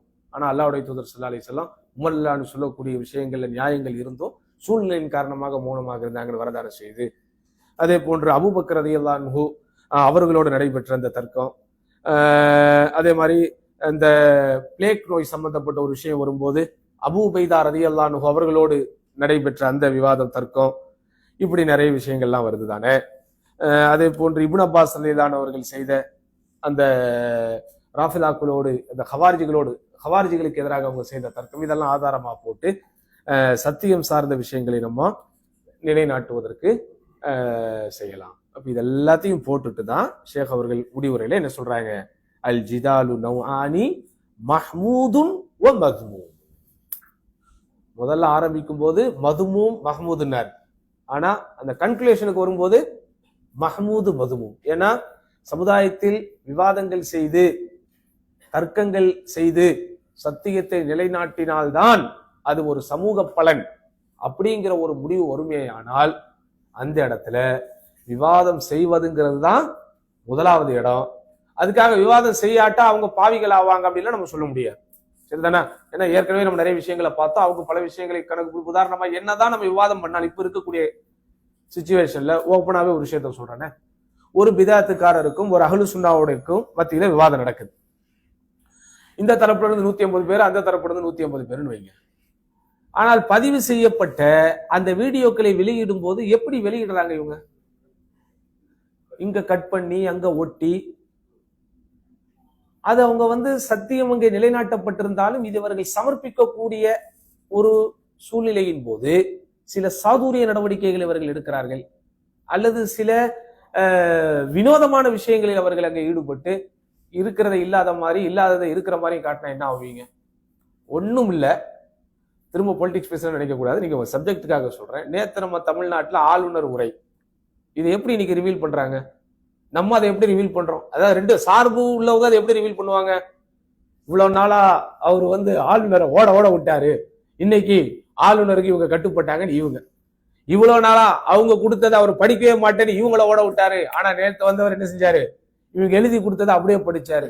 என்ன ஃபேக்ட்? இப்போ நேற்று வந்த ஆளுநரை இந்த ஆட்சி, அந்த ஆளும் அரசாங்கம் உட்பட்டதா அல்லது இவருக்கு அவர் உட்பட்டார் அப்படிங்கிற விஷயத்துக்கு இன்னைக்கு பொதுவா நம்மளால என்ன செய்ய முடியல, பதில் கொடுக்க முடியல. ஏன்? இவர்களை எடுத்ததை காட்டும் போது வேறு மாதிரி காட்டுகிறார்கள். அதே மாதிரிதான் ஒரு அஹ்லு சுன்னாவுடைய அறிஞரோடு விவாதம் செய்து தர்க்கம் செய்து அவர் அடுக்கடுக்கான ஆதாரங்களை எவ்வளவோ எடுத்து சொன்னாலும் அதை இவர்கள் பதிவு செய்து பரப்புகிற போது, அதுவும் இன்றைக்கு இருக்கக்கூடிய ஏஐ யுகத்திலே, செயற்கை நுண்ணறிவு காலத்திலே வாழ்ந்து கொண்டிருக்கும் போது எதையும் எப்படி என்ன செய்வாங்க அவங்க மாத்தி நம்ம பண்ண மாட்டோம். ஏன்? நமக்கு என்ன இருக்குது? அதபுகள் மரபுகள் இருக்கு. அப்ப உங்களுக்கும் தானே ஏஐ இருக்கு. நீங்க ஏஐ தொடக்கூடாதா? உங்ககிட்ட ஆளுக இல்லையா? நம்ம கிட்ட ஆளுகள் இருக்கிறாங்க. ஆனா நம்ம அந்த அதபுகளுக்கும் மரபுகளுக்கும் உட்பட்டவர்கள். அசத்தியவாதிகள் இந்த அதபுகள் மரபுகள்லாம் அவங்கள கண்ட்ரோல் பண்ணாது. அப்படிதானங்க? சட்டத்திற்குள் இருப்பவன், ஷரியத்திற்குள் இருப்பவன் அதபு மரபு எல்லாத்தையும் உட்பட்டு உள்வாங்கி அவன் ஒழுக்கமா தான் நடக்கணும், அவன் கத்தி பேசக்கூடாது, மரியாதை குறைவான வார்த்தைகளை பேசக்கூடாது, அவர் நாவு தடுமாறு, எல்லா ஒழுக்கங்களும் இருக்கு. அவருக்கு எந்த ஒழுக்கங்களும் கிடையாது. ஏன்? அவங்க கிட்ட மக்கள் பர்ஃபெக்ஷன் எதிர்பார்க்க மாட்டாங்க. பர்ஃபெக்ஷன் யார்கிட்ட எதிர்பார்ப்பாங்க? யார்கிட்ட எதிர்பார்ப்பாங்க? ஒருத்தர் தொழுகிறாரு, ஒருத்தர் தொழுவுல, ரெண்டு பேர்ல யார்கிட்ட பர்ஃபெக்ஷன் எதிர்பார்ப்பாங்க? இப்போ தாவா சென்டருடைய கிளாஸ் அட்டன் பண்றீங்க, உங்களுடைய நெய்பர் அவருக்கு இந்த மாதிரிலாம் எந்த அனுபவமே கிடையாது. அவர் உங்ககிட்ட பர்ஃபெக்ஷன் எதிர்பார்க்கிறது நியாயமா? நீங்க அவர்கிட்ட பர்ஃபெக்ஷன் எதிர்பார்க்கறது நியாயமா? தாவா சென்டருக்கெல்லாம் போற, தர்சனெல்லாம் பங்கு கொள்ற முத்தாவினா இருக்கிற அசர் மௌலவிக்கு என்ன இப்படி இருக்க? அப்போ அந்த அதபுகள் மரபுகளுக்கு உட்பட்டவர்களிடத்தில் என்ன இருக்கணும்? ஒழுக்கங்களை கவனிக்கணும், எல்லாம் இருக்கணும்.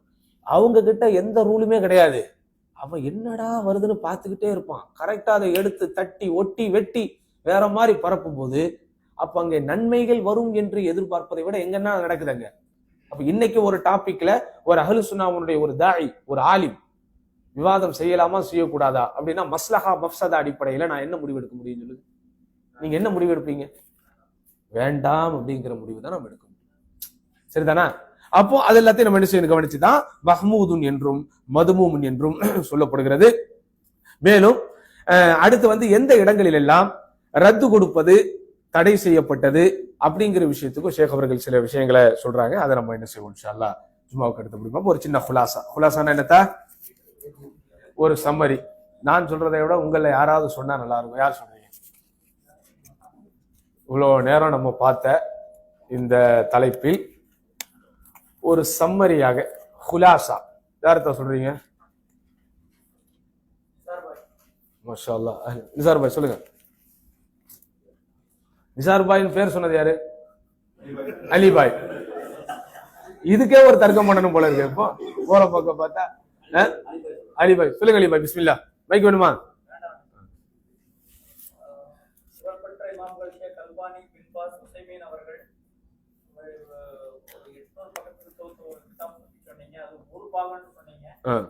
மாற்று கருத்து வேறுபாடு கருத்துக்கள்ல நம்மளுக்குள்ள இருக்குது, கையாத்துல விரல் ஆட்டலாமா ஆட்டக்கூடாதா அந்த மாதிரி விஷயத்தை குறிப்பிட்டீங்க.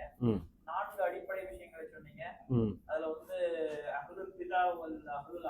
ம் அவங்க அப்பொழுது எப்பொழுது அது மார்க்கமயமாக்கப்பட வேண்டும் ம் அப்படிங்கிற விஷயத்தை சொல்லிட்டு தகுதி யாருக்கெல்லாம் அது இருக்கணும், அதுக்கு தகுதி வாய்ந்தவர்கள் யார், ம் அல்லது அவர்கள் பேண வேண்டிய வழிமுறை ஒழுங்குகள் எல்லாம் என்ன அப்படிங்கிற அடிப்படை சொல்லிட்டு, ம் உதாரணத்துடைய கணவன் மனைவி பிரச்சனை எல்லாமா நம்ம போய் சின்ன ஒரு தண்ணி கொடுத்தா குற்றம் அப்படிங்கிறதெல்லாம் நம்ம போய் சொல்ல முடியாது, அதுக்காண்டி வாழ முடியாது, கூப்பிட முடியாதுன்னு சொன்னீங்க. ம் வரம்பு வழி மார்க்க கல்வியெல்லாம் பின்பற்றி இருக்கிறாங்கிறது சில சான்றுகள் சொன்னீங்க. ம் 6 வழிகாட்டுதல்களை சொன்னீங்க அடிப்படையானதுல. ம் அதுக்கு ஆதாரம் குர்ஆன் ஹதீஸ்ல இருக்கும் பொழுது இஜ்மா கியாஸ் சஹாபாக்களுடைய கூற்றுகள் எல்லாம் கொண்டு வரணும். ம் நேரான கட்டளையில் கருத்து வேறுபாடு இருக்கக்கூடாது, கொள்ளக்கூடாது.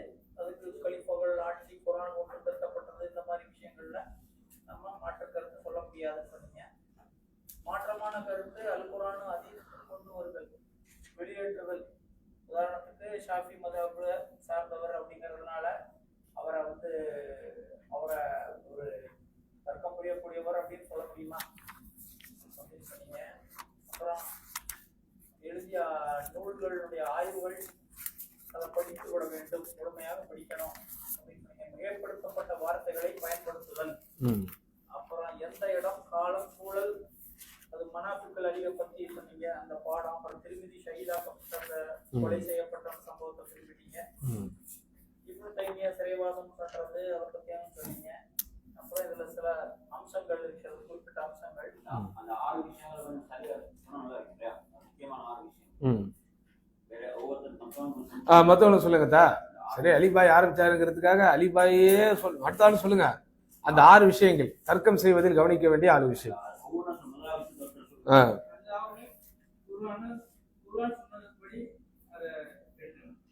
அல்லாவும் குர்ஆனும் சொன்னதுபடி எடுக்கணும். ம் அப்புறம் ம்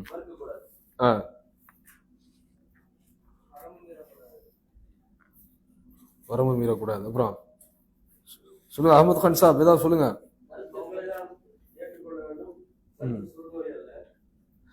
அதாவது அது ரொம்ப விஷயம். கருத்து வேறுபாடு கொள்ளக்கூடிய இதை பொறுத்த வரைக்கும் அந்த கருத்து வேறுபாடு கொள்ளப்பட்ட விஷயம்தான் பாயிண்ட் அவுட் பண்ணப்படணும், விமர்சிக்கப்படணுமே தவிர கருத்து வேறுபாடை கொண்ட நபரை என்ன செய்யக்கூடாது, நம்ம எக்காலத்திலையும் அவரை வந்து தவறான கோணத்துல பார்க்கக்கூடாது